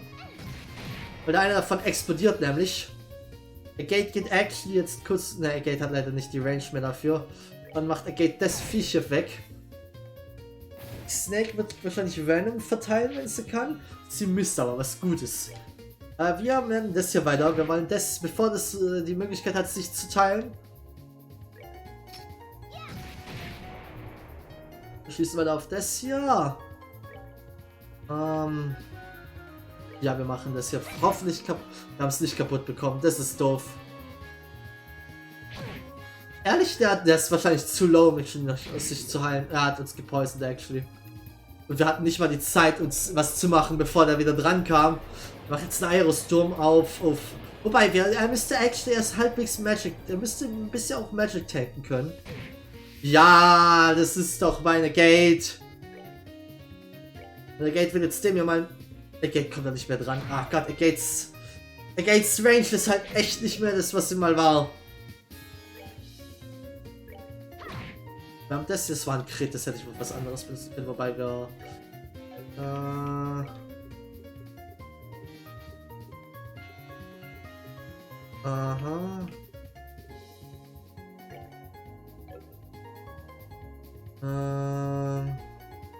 Das ist eh weg, wenn wir das fertig haben, also machen wir doch vielleicht einfach einen kleinen...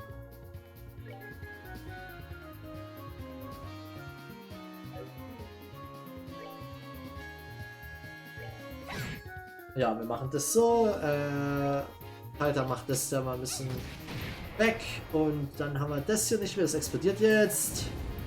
Das explodiert ziemlich groß, holy shit. Der Gate wird vielleicht ein bisschen Damage noch mitbekommen, aber Kriegt er noch den Damage? Er kriegt den Damage. Er kriegt viel Damage durch Sif. Dann haben wir schon mal ein Level Up. Und eine Menge an Sepif. Besonders 25 Wind-Sepif sind wichtig, weil wir wollen Wind-Sepif gerade. Okay, was haben wir denn noch? Wie sieht dieser Weg hier eigentlich aus? Okay. Hier rein.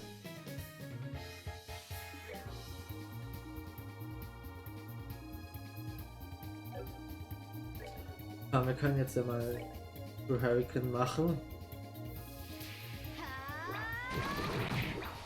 Nice, da war sogar ein Crit dabei. Die Gate geht dann nach hinten und killt den hier.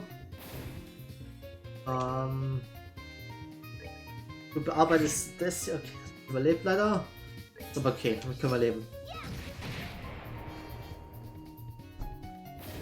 Und wir machen den da drüben. So. Okay. Oh Gott, die geben echt eine Menge EP, was wirklich hilfreich ist. Aber auch ein bisschen uns vielleicht anzeigt, dass wir vielleicht ein bisschen, gar nicht mal so, dass wir vielleicht ein bisschen unterlevelt sind. Frontiera Balm. Discover every square inch of this chest's empty innards. Desperate to find any scrap of treasure you missed. Okay. So, wir haben hier ich frage mich, ob sie gewissermaßen hier irgendwo ist. Irgendwo auf der Straße noch sein wird, oder ob wir sie eigentlich erst... Oh Gott. Ob wir sie erst... Wir müssen ein bisschen spreaden, damit die AoEs nicht so hart hitten. Okay. Oh, True Comet ist echt dick geworden, das Teil. Oh, das wird uns vielleicht treffen. Oh ne, es hat uns nicht getroffen. Sehr gut. Ob es irgendwo auf der Straße sein wird oder ob es actually dann, keine Ahnung, in dem kleinen Ort sein wird. Der hier Revenue Village.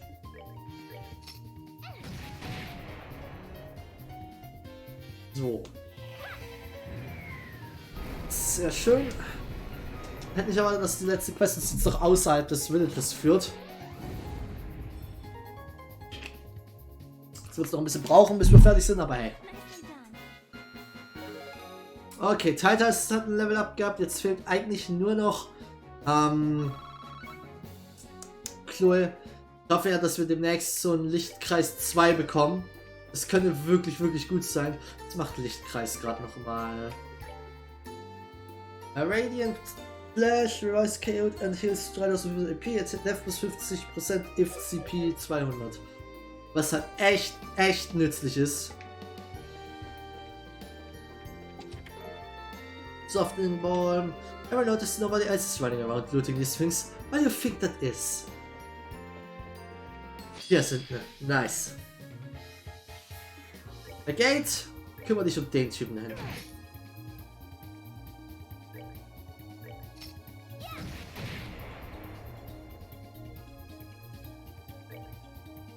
Wir helfen da hinten der Gate mal.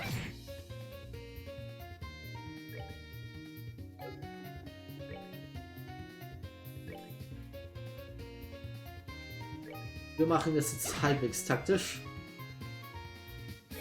Gate muss nochmal draufhauen, damit wir weit genug weg sind für die Explosion. Sollte es zur Explosion kommen. So. Oh, das hat actually den gekillt auch noch.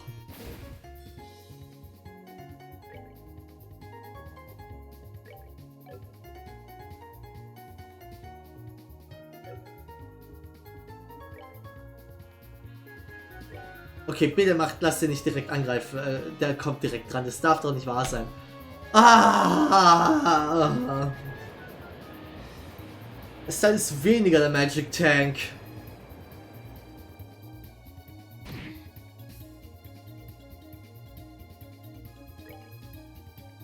Es sei versteckt dich im hohen Gras.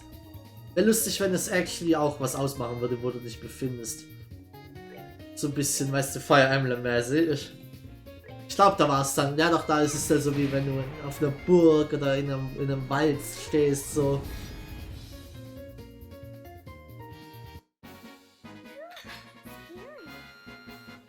Sind knapp an einem Level Up dran. Was der Körper ist die beste.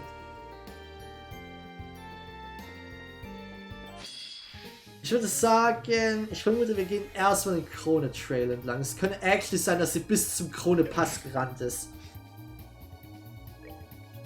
Kann ich mir vorstellen.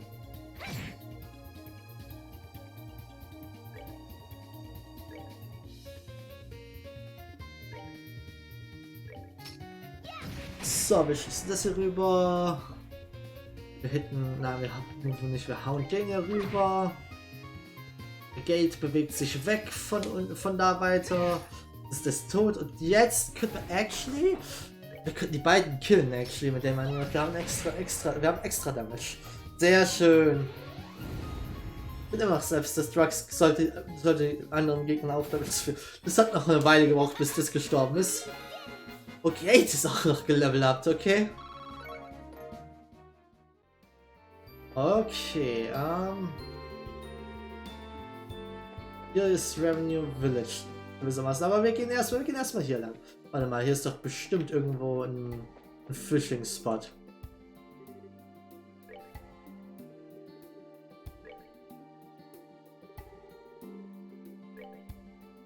Der Metal Rock Trident.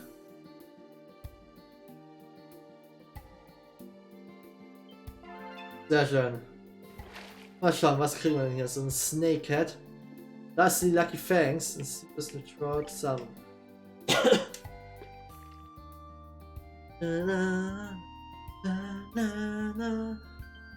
Ich werde den Soundtrack von diesem Spiel vermissen, wenn ich durch bin. Das kann ich definitiv sagen.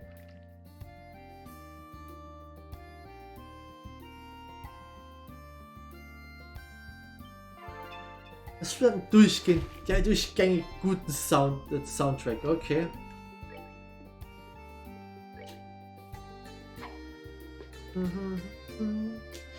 Etwas sehr Nostalgisches irgendwie, obwohl ich das Game ein bisschen zu meinem ersten Mal spiele hier eigentlich, hat es irgendwie so ein bisschen nostalgisches Pure Glass.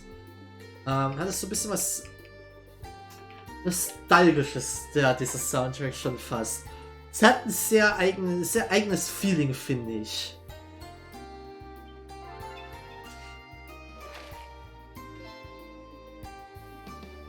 Es lässt mich eigentlich wünschen, dass ich dieses Spiel schon von Jahren gespielt hätte, dass ich dann so auf diese Lieder zurückschauen könnte.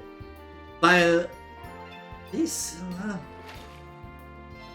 sind wirklich stark. Das ist wirklich schöner Soundtrack.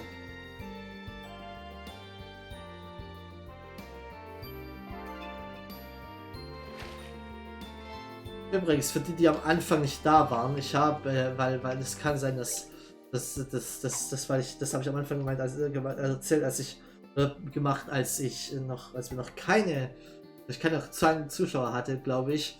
Da habe ich mal nachgeschaut, wann unser erster Speicherpunkt ist. Und der erste Speicherpunkt, den wir hatten, das erste Mal gespeichert, haben wir am 31.03.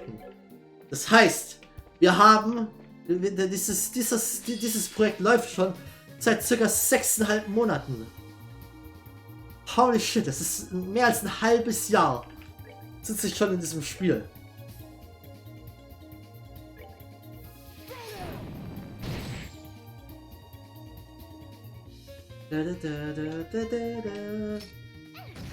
Aber ich habe das Gefühl, wir kommen langsam aber sicher Richtung Ende.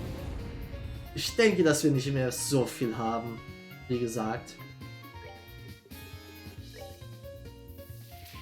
Ich hoffe, so lange haben wir dann auch bei Cold Steel. Oh Gott, ich würde ja actually echt gerne diese, die Spiele alle im Stream durchspielen. Aber wenn ich mir überlege, dass wir 4 Spiele haben, Cold Steel 1 bis 4, ich weiß nicht, wie lange ob die ähnlich lang sind wie dieses Game hier. Wenn die alle dann so lang sind, weiß ich nicht, wie ich die im Stream durchspielen sollte. Ups, das war ein S-Break fast.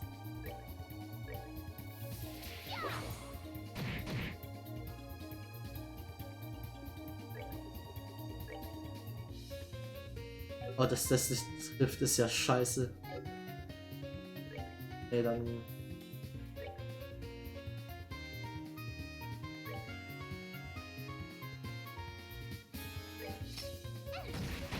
Ich hoffe, das trifft Estelle nicht. Okay, es trifft Estelle actually nicht.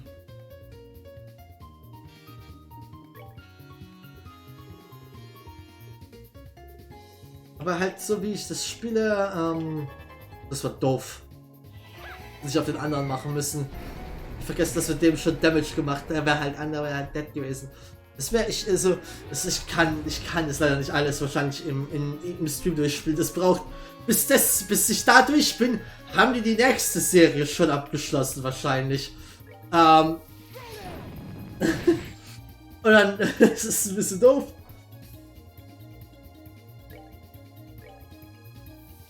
Okay.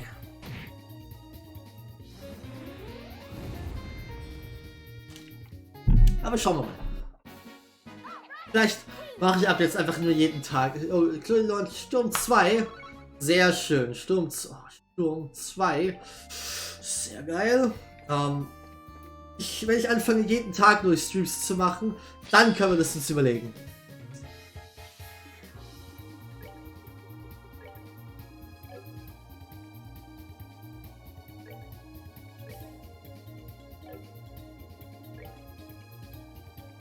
Eins würde auch sonst was sehr gerne sehen. God damn it, Leute, aber nicht direkt, Ich musste eh erstmal Trails 3 durchspielen. Davor. Aber ich habe gehört, es soll nicht super lang sein. Aber schauen wir mal. Kämpfer, nee, es ist Sturm 2. Graciously Continuous Blows, Cancels Arts and Crafts. Okay, und Kämpfer 2 ist halt geil. Mal schauen, okay, Leute? Ich werde mein Bestes versuchen.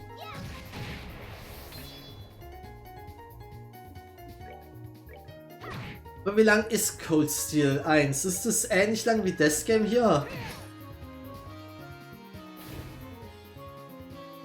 Cold Steel eigentlich dann schon, weiß ja nicht, haben die Sprachausgabe? Ich glaube, die haben eine Sprachausgabe. Aber ich weiß nicht, ob die eine volle Sprachausgabe haben.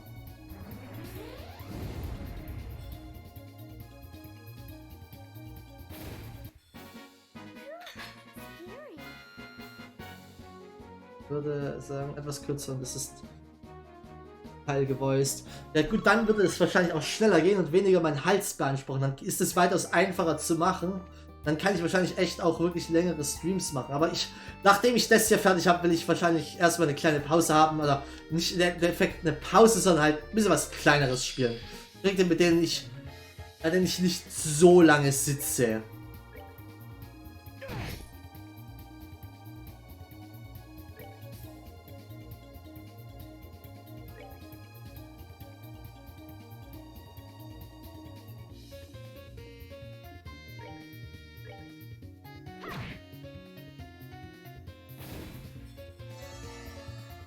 So. Monster, die explodieren, sind zwar meine unliebsten Monster, aber ich farm die jetzt mal alle, weil die echt gute Erfahrungspunkte bringen. Sehr schön, der Gate kommt noch vorher dran, er kann wegrennen. Er geht rennen! Oh, noch ein Sepif ab. Sehr schön, das sehen wir gerne hier. Wir brauchen nämlich Sepif.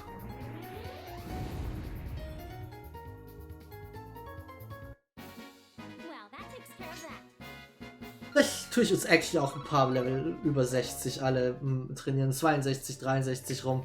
Einfach weil wir wollen, wie gesagt, ich brauche ein paar Sepif und wir wollen ein bisschen, wir wollen ja eigentlich, aber das hilft uns alle ein bisschen. So, machen wir mal ein paar Arts, das kann man natürlich auch immer gebrauchen. Oh, wir haben natürlich Downhammers. Ist mein Winkel gut für ein True Comet? Nein. Aha. Das erste Mal, dass ich offstream was für das Game mache. Laguna Edge? Na, okay, ist gut.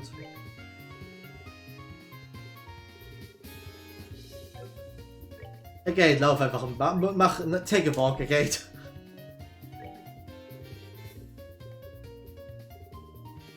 Ah, nee, Mann.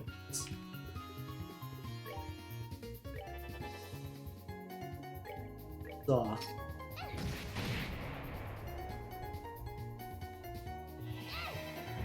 Ja gut, jetzt ist der Stone Impact ein bisschen übertrieben.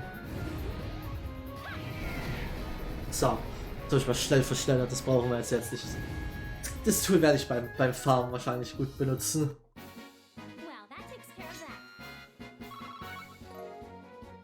Wir haben actually eine echt gute Menge an Windkristallen zusammengefarmt mittlerweile schon. Oh Gott. Ach, wirklich nur eines von den verdammten Viechern. Das Cell-Haus. Vielleicht, ich glaube actually, Estelle wird nicht getroffen auf die Entfernung.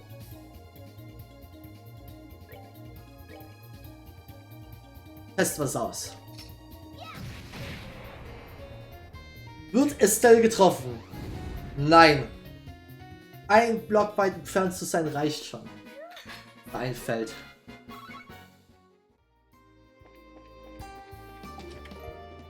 Gate charge.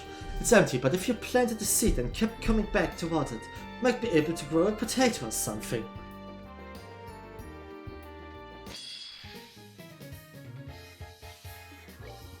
Ah, schön. Hierfür haben wir ja schon uns gewissermaßen den Ablauf, wie wir es machen. Das habe ich ja jetzt schon, das habe ich schon komplett durchgeplant, dieses Fight-Setup.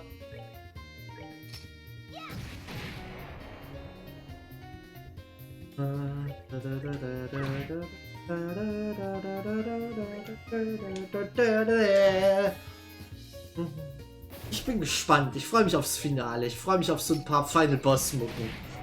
Oder also so ein paar dieser großen Fights gegen Ende werden wahrscheinlich eigene Bossmusik haben. Würde ich mal vermuten.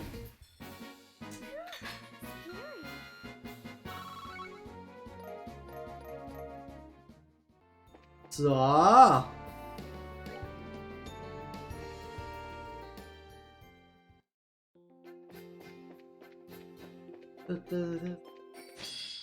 Sind wir auf der anderen Seite. Okay, was haben wir denn hier für Viecher? King Scorpion, a large multilex arthropod with a very potent poison that paralyzes its foes. Okay. Gegen Wind sind die relativ anfällig.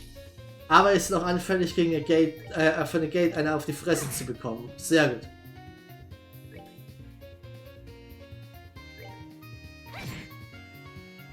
Macht echt nicht viel Damage, besonders jetzt, wo sie ihren Defense 3 drauf hat, ist ihre Physical Attack relativ runtergegangen, aber das ist halt für das Gute, alles Gute der Welt. Nicht alles Gute aber für das Gute des Teams. Uff, die bringen gute Erfahrungspunkte hier. Oh, das ist andersfarbig. Green Scorpion. Large multilect unroad with a colonel can call allies. Bevor du irgendwelche Allies callst, treten wir den Hintern.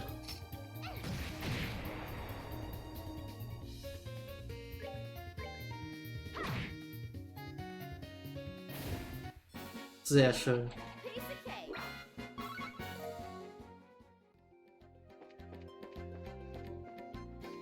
Oh, das Teil ist ein bisschen anders. Ein bisschen größer. Boiler Egg R.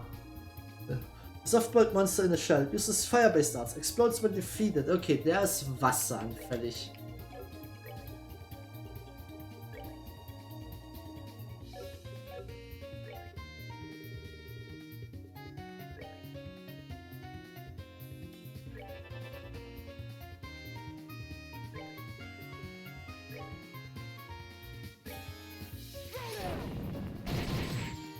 Ja, das macht schon was her. Wir haben so viele Healing Arts auf hier mittlerweile.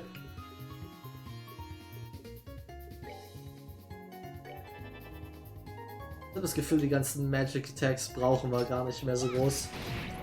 Bis auf vielleicht einen von dem Typen da rechts. Uff, das könnte er Gate treffen. Ich habe das Gefühl, der wird ein bisschen größer explodiert. Der explodiert ein bisschen größer. Vielleicht? Schauen wir mal. Auf jeden Fall ist er dead. Das Feuer ist erloschen. Oh ja, es hat der Gate getroffen. Okay. Aber ist okay. Nicht viel Damage. Level up für Taita. Sehr schön. Boah, wir haben schon 450 Wind. Wir hatten 100 irgendwas am Anfang noch. Ja, Bomb. Jetzt haben wir Deep Down in the Last Pulsing Remnants of your soul. You know you're a monster. Das ist harsh. Das ist eine blaue Flamme. Volt Egger G. Windbaster. Okay.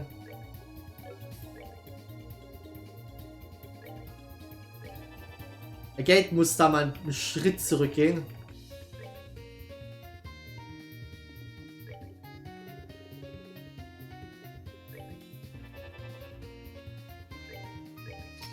Und Pump.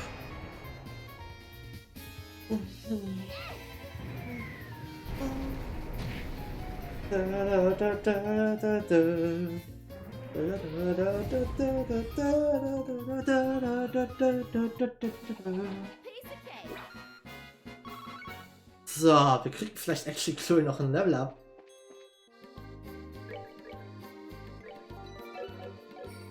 Sehen wir aus, wir sehen eigentlich alle ganz gut aus. Okay, Exterminate der Large Monster. Das hat starke physische Attacken. Okay.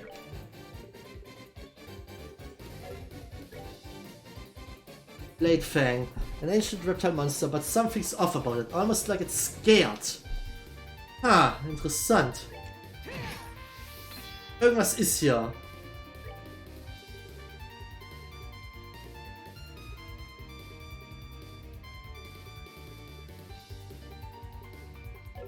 Aber wir sollten da weiterhin angreifen.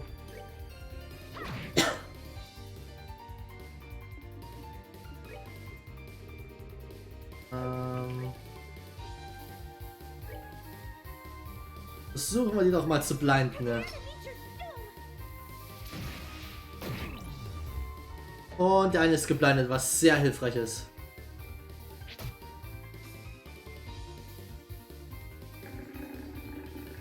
Lightfang seems scared of something. Okay. Das ist gar nicht suspicious, ja.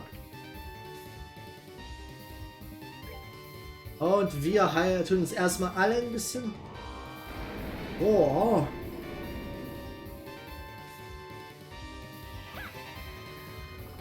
So, wir tun uns mal unsere Verteidigung hoch. Scrolling softly. Glücklicherweise ist der blind und kann uns erstmal nichts anhaben.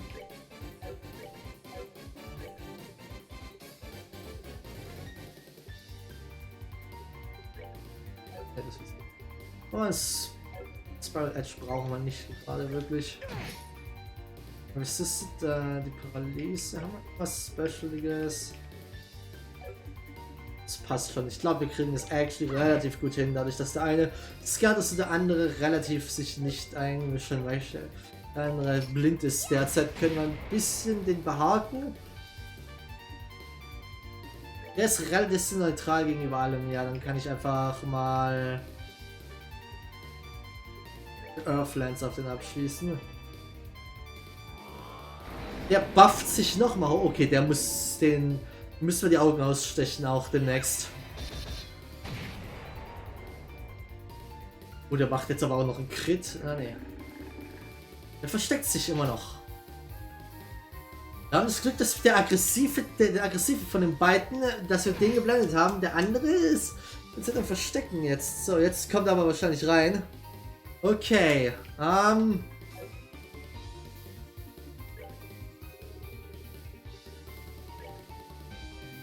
Wir haben Forte actually auf a Gate. Und wir smoken den Typen nochmal. Come on. Ist verwirrt und geblendet. Es wäre besser, wenn das noch passiert wäre, während der andere Gegner noch da wäre. Weil jetzt kann er nur einfach vielleicht wegrennen. So, weil Gate hat einen Strength up, was sehr, sehr hilfreich ist. Ja, jetzt rennt er einfach nur ein bisschen doof rum. Wie viel Damage? 1000 Damage. Sehr schön. Gate, wie viel machst du mit einem normalen Attack jetzt? Gate macht so viel Damage. Hey, renn nicht weg, Mann. Wir haben uns gut gewissermaßen vorbereitet auf den Fight, aber es war nicht so nötig. Wir hatten Glück wirklich, dass der Typ sich einfach entschieden hat, nicht groß anzugreifen. Ich weiß nicht, ob das geskriptet ist. Es weist so ein bisschen, es weist auf irgendwas hin, dass irgendwas Unnatürliches gerade am Laufen ist. Das, weil die so Angst haben, aber...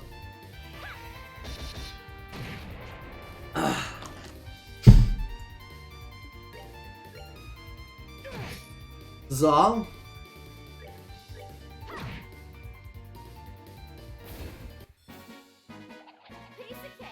Sehr schön. Haben kaum Schaden bekommen. Ich bin mir nicht mal sicher, ob die uns überhaupt Damage gemacht haben. Reviving Ball. Oh sure, just take it. My name's Eric, by the way. I better ask you my name never even crossed your mind, did it? Sorry, Eric. The cleric. Das ist die Rückseite. Wir kümmern uns um den hier erstmal.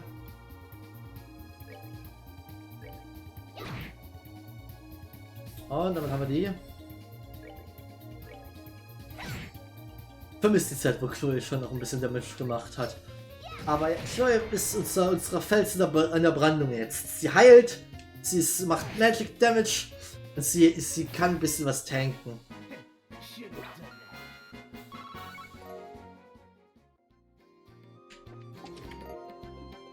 Born. You know, the chest is empty, but it has served you well. Instead of opening it, give it a gentle pat on the head. Aww. Jetzt mal schauen, wo kann ich meine Sepif nachschauen? Hier rechts. Wasser haben wir relativ wenig. Wir kriegen relativ wenig actually Wasser und hier Time. Aber viel Feuer und Luft. Oder Wind, wie auch immer man es nennen möchte. Die ignorieren wir jetzt, oder?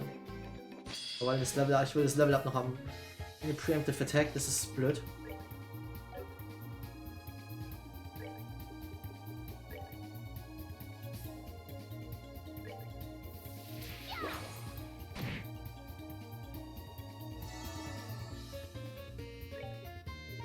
Gib mir einen Stone Impact. Einen Stone Hammer. Den ja, der ist nämlich dann ziemlich dead. Er wird nicht drankommen. Der Gate läuft mal ein paar Schrittchen zurück.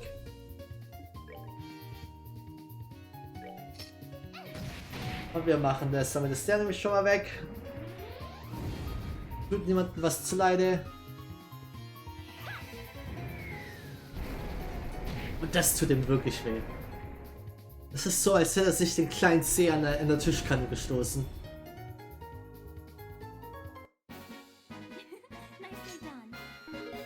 Nice. Damit haben wir das Level Up für Chloe auch. Sehr schön. Jetzt ignorieren wir mal die Monster. Wir wollen zum Krone Pass.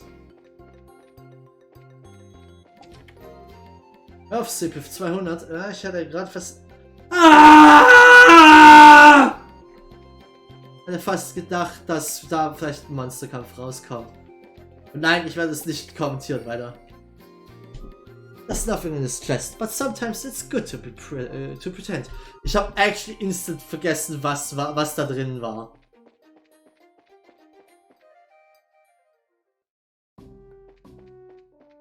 Well,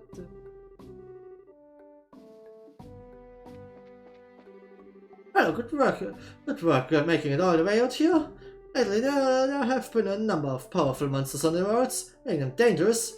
Feel free to use the post facilities to get some rest. Post, was weiß ich was. So, schauen wir mal, ob sie hier ist. Norman got elected as the new mayor of Run.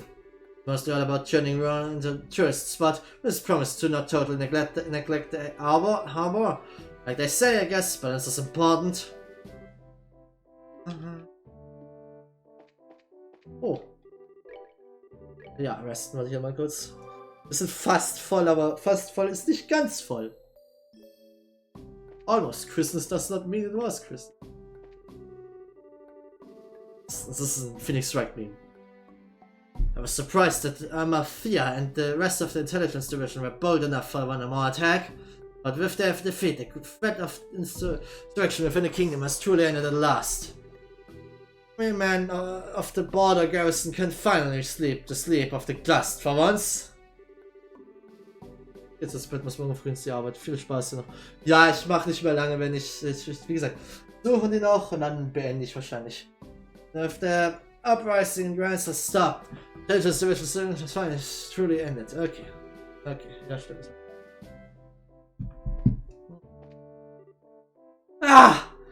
Yeah, hi. I was gonna read this over dinner, but when I got sighted that burned right through it. Not much to do for fun here at the post. A post like this, you tend to blow through that sort of thing. Here, might as well share, right? Wir fehlen leider viel zu viele andere. At this point, the only pleasure left to assist officers Sirius's cooking. He always says, oh, it's just a hobby, but he's seriously a pro. And he's had some time and has been in the kitchen a lot.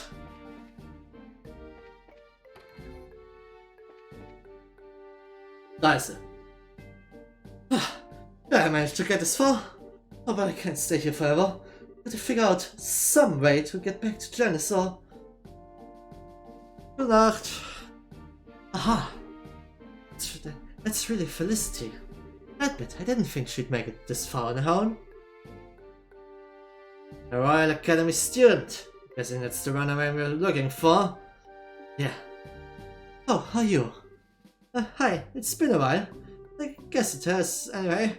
It only hit me just now. Oh yes, hello, it has. Since we last met at the Academy, yes? Hello, Felicity. Well, Chloe, you're here too. What on earth brings all of you out here?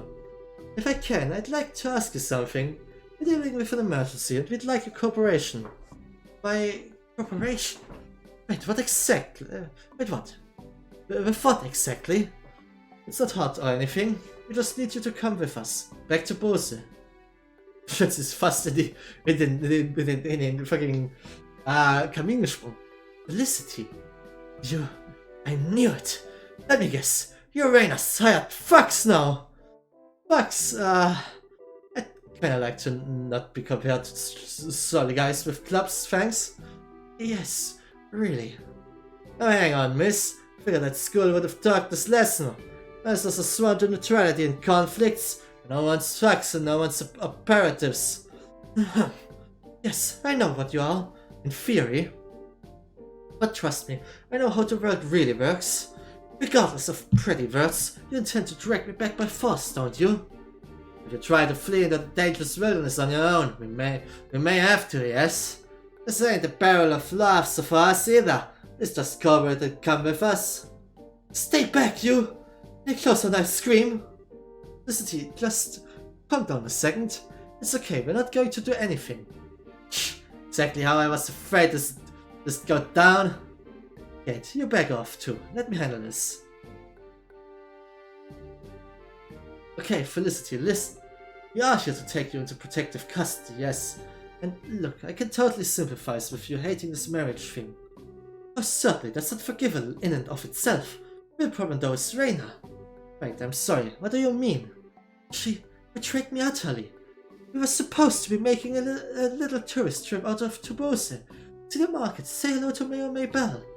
I've stopped by Bose briefly before, and now I had a chance to really see it. So you can imagine how excited I was to make the trip. And then, as soon as we arrived, what do I find out but an arranged marriage waiting for me like a snake pit? Raina had been deceiving me from the very start. Now I see. Sounds like you guys have had problems for a while. But look, doesn't it make it even more important to go back? You should meet Raina and tell her how you really feel. No, that's impossible. I never ever want to see Raina again. Not making much progress here. Hey, come on. How long are we gonna play around? She ain't gonna come willingly. We're gonna have to be bastards about this. I really would rather not come to that. Give me just a bit longer here. I'm gonna try the hard sell. Okay, Felicity, you really won't go back to town? Absolutely not. As long as Raina and that arranged marriage are waiting for me, I never intend to set foot in Bose again. I see. Well, what I have to say then is... You really are a coward, Felicity. You really are a coward, Felicity.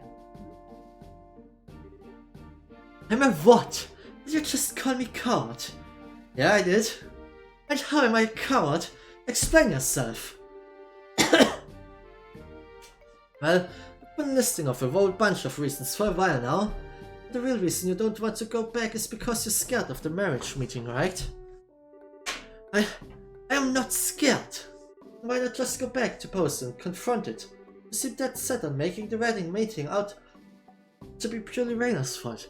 Looking at the facts, there's no way she did all this because she wanted to. Think about her position. This can't possibly be just her fault. Well, and yet you're latching onto her as an excuse to keep running away. We all run into stuff we hate in life. Don't want to risk being forced into marriage. Don't want to drag you back to Bose for it. But if we all just try to run away from it sooner or later, it catches up to us. I think Reina knew you'd try to run from this. That's why she felt she had to lie. Dad, yes, I know that. Okay, yes, you're entirely right. That's why I'm so angry at Reina. Huh? Reina always spent so much time being nice to me, flattering me. But when it comes down to it, she couldn't be honest to me about this of all things. Aren't real friends supposed to trust one another? Well, is that what friends are supposed to do? Answer me! Is what I'm saying wrong? Felicity. Oh, Felicity, wait a second. I'd like a second to, actually answer.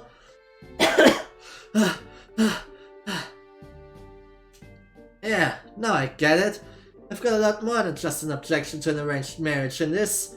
And you're taking it out on the wrong person now. You're right. Sal isn't the one who needs my venom. I need to save this anger for Reina. Right, so you'll go back with us? Sure. Yes. I do feel a little more clear-headed now. I've managed to spit all that out. Now, let's go back to Bose. Need to let Reina know how much she hurt me. Oh, thank goodness. That ended somewhat well at any rate. No, I'm alright. The cell has a point.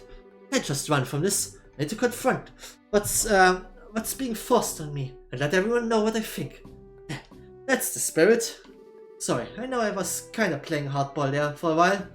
Oh, I should be the one apologizing. To apologize? I know that you know the answer to that question already, Estelle. Let us be off then, everyone. After all, I will need your escort on the way home. Yeah, leave it to us. Let's get this show on the road then. Skippen wir das? Alles klar, sehr schön.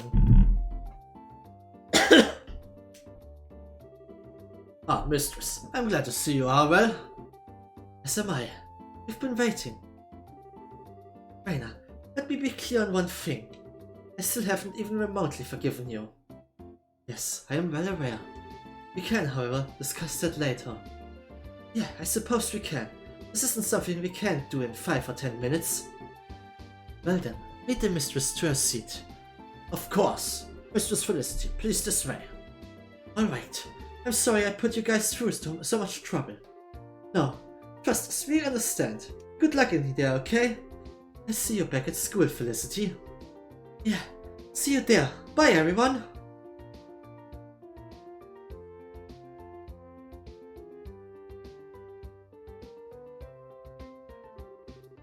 You performed well, Bracers. In the place of my lord, allow me to offer our gratitude for your efforts. It may not be much, but this is a token of it's honest work. But this is a token of our thanks. Please, take it. Tornado fan. Yeah, thanks. That's the job settled, for better or worse, but Reina, are you okay? Relationship with Felicity kind of seems to be, a wreck. This is all for Felicity's sake. It is the fate of we servants to be hated by those we serve. Oh, Reina, haven't you ever considered that Felicity doesn't think that way? I don't understand what you mean. Felicity thought of you as a friend, okay? Like, it's really obvious. If you thought your role was to be hated, I think that's where you two slipped away from each other. Maybe it's a little big-headed of just saying all this though. No, it is something worth thinking about. I believe Felicity and I will need to sit down and talk for a while after all. However, for now, if you'll pardon me. Oh yeah, good luck. I see you at school too, Reina. Farewell.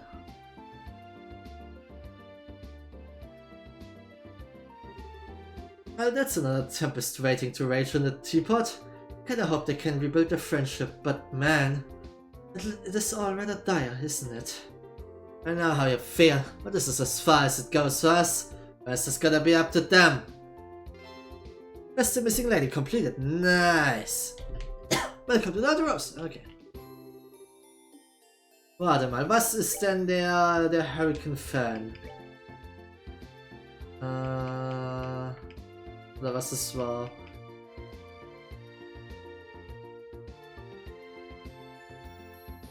Tornado Fan. It's Poison Freeze. Supercharged fan that creates a productive barrier of air. Okay, aber...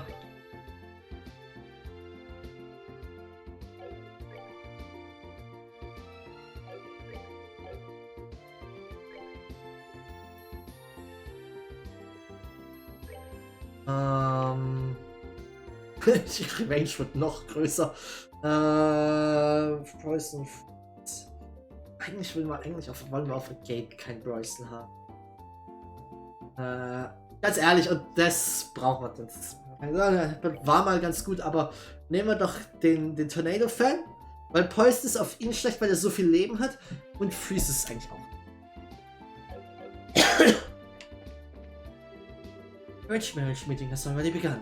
Everyone, please remain quiet. A pleasure to meet you. I am Felicity. Allow me to offer my sincerest apologies for keeping you waiting. I was busy with life studies of modern society, a task from the academy. I've eagerly awaited the day I would meet you. I was a bit concerned when you hadn't shown, but regardless, we have at last met. As a man of the Empire, I have no intention of picking over the little things. First, a toast to our meeting and to the future of our glorious families. Yes, gladly. I should have to give my salute to the occasion with a soft drink.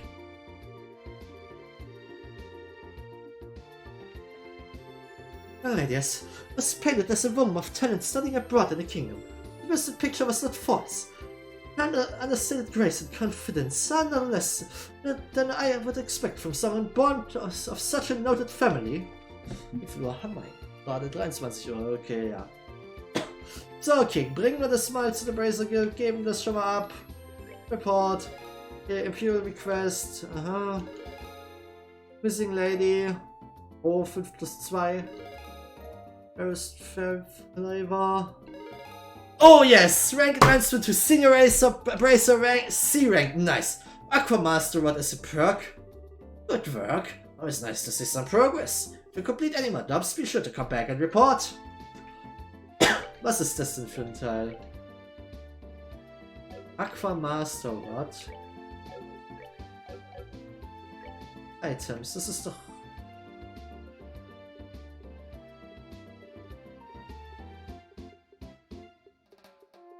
Hier? Aquamaster.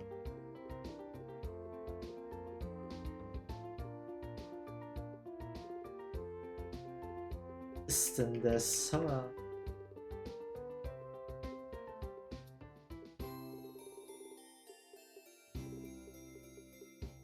Hier irgendwas? Nee.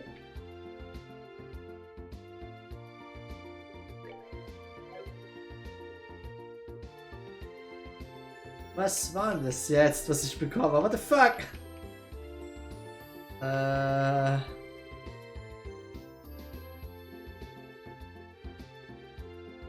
Ist das, SSA? Windows Tackle believed to be of its Simur, no? Piece of gear any fisher would trade their fortune for. Okay. Cool. Okay. Aber wir haben heute einen guten Stream gehabt, eine wirklich gute, wir sind gut vorangekommen, haben eine gute Länge gehabt. Wir haben wir haben Bose erforscht, die ganze Stadt, haben uns neu ausgerüstet, neu aufgestellt ein bisschen. Wir haben eines dieser ganzen Monster dreimal so schon gemacht und 3 Sidequests. Das heißt, mit dem nächsten Mal können wir wirklich Full Power mit der Main Story weitermachen. Ich würde sagen, wir kommen gut voran. Wir haben auch fast 4 Stunden gestreamt. Ich denke, das war ein guter Stream. sehr viel Spaß gemacht. Ich bin froh über den Progress. Wie gesagt, das ist ein Projekt, das ich gerne irgendwann abschließen möchte. Es soll nicht verstanden werden, dass ich keine Lust mehr habe.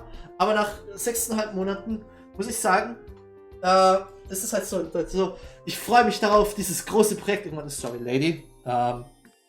Jetzt bin ich kurz aus dem Weg. Okay.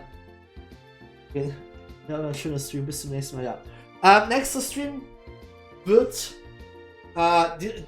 Dienstag, genau, am Samstag sein. Alien Isolation wird weitergeführt. Ich freue mich richtig drauf, Leute. Ich freue mir einen Ast, könnte man fast sagen. Richtig, also ja.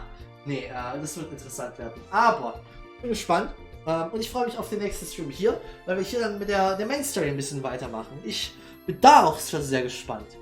Okay, aber jetzt würde ich sagen, wir sehen uns in meinem nächsten Stream. Bis dahin dann und tschö tschö.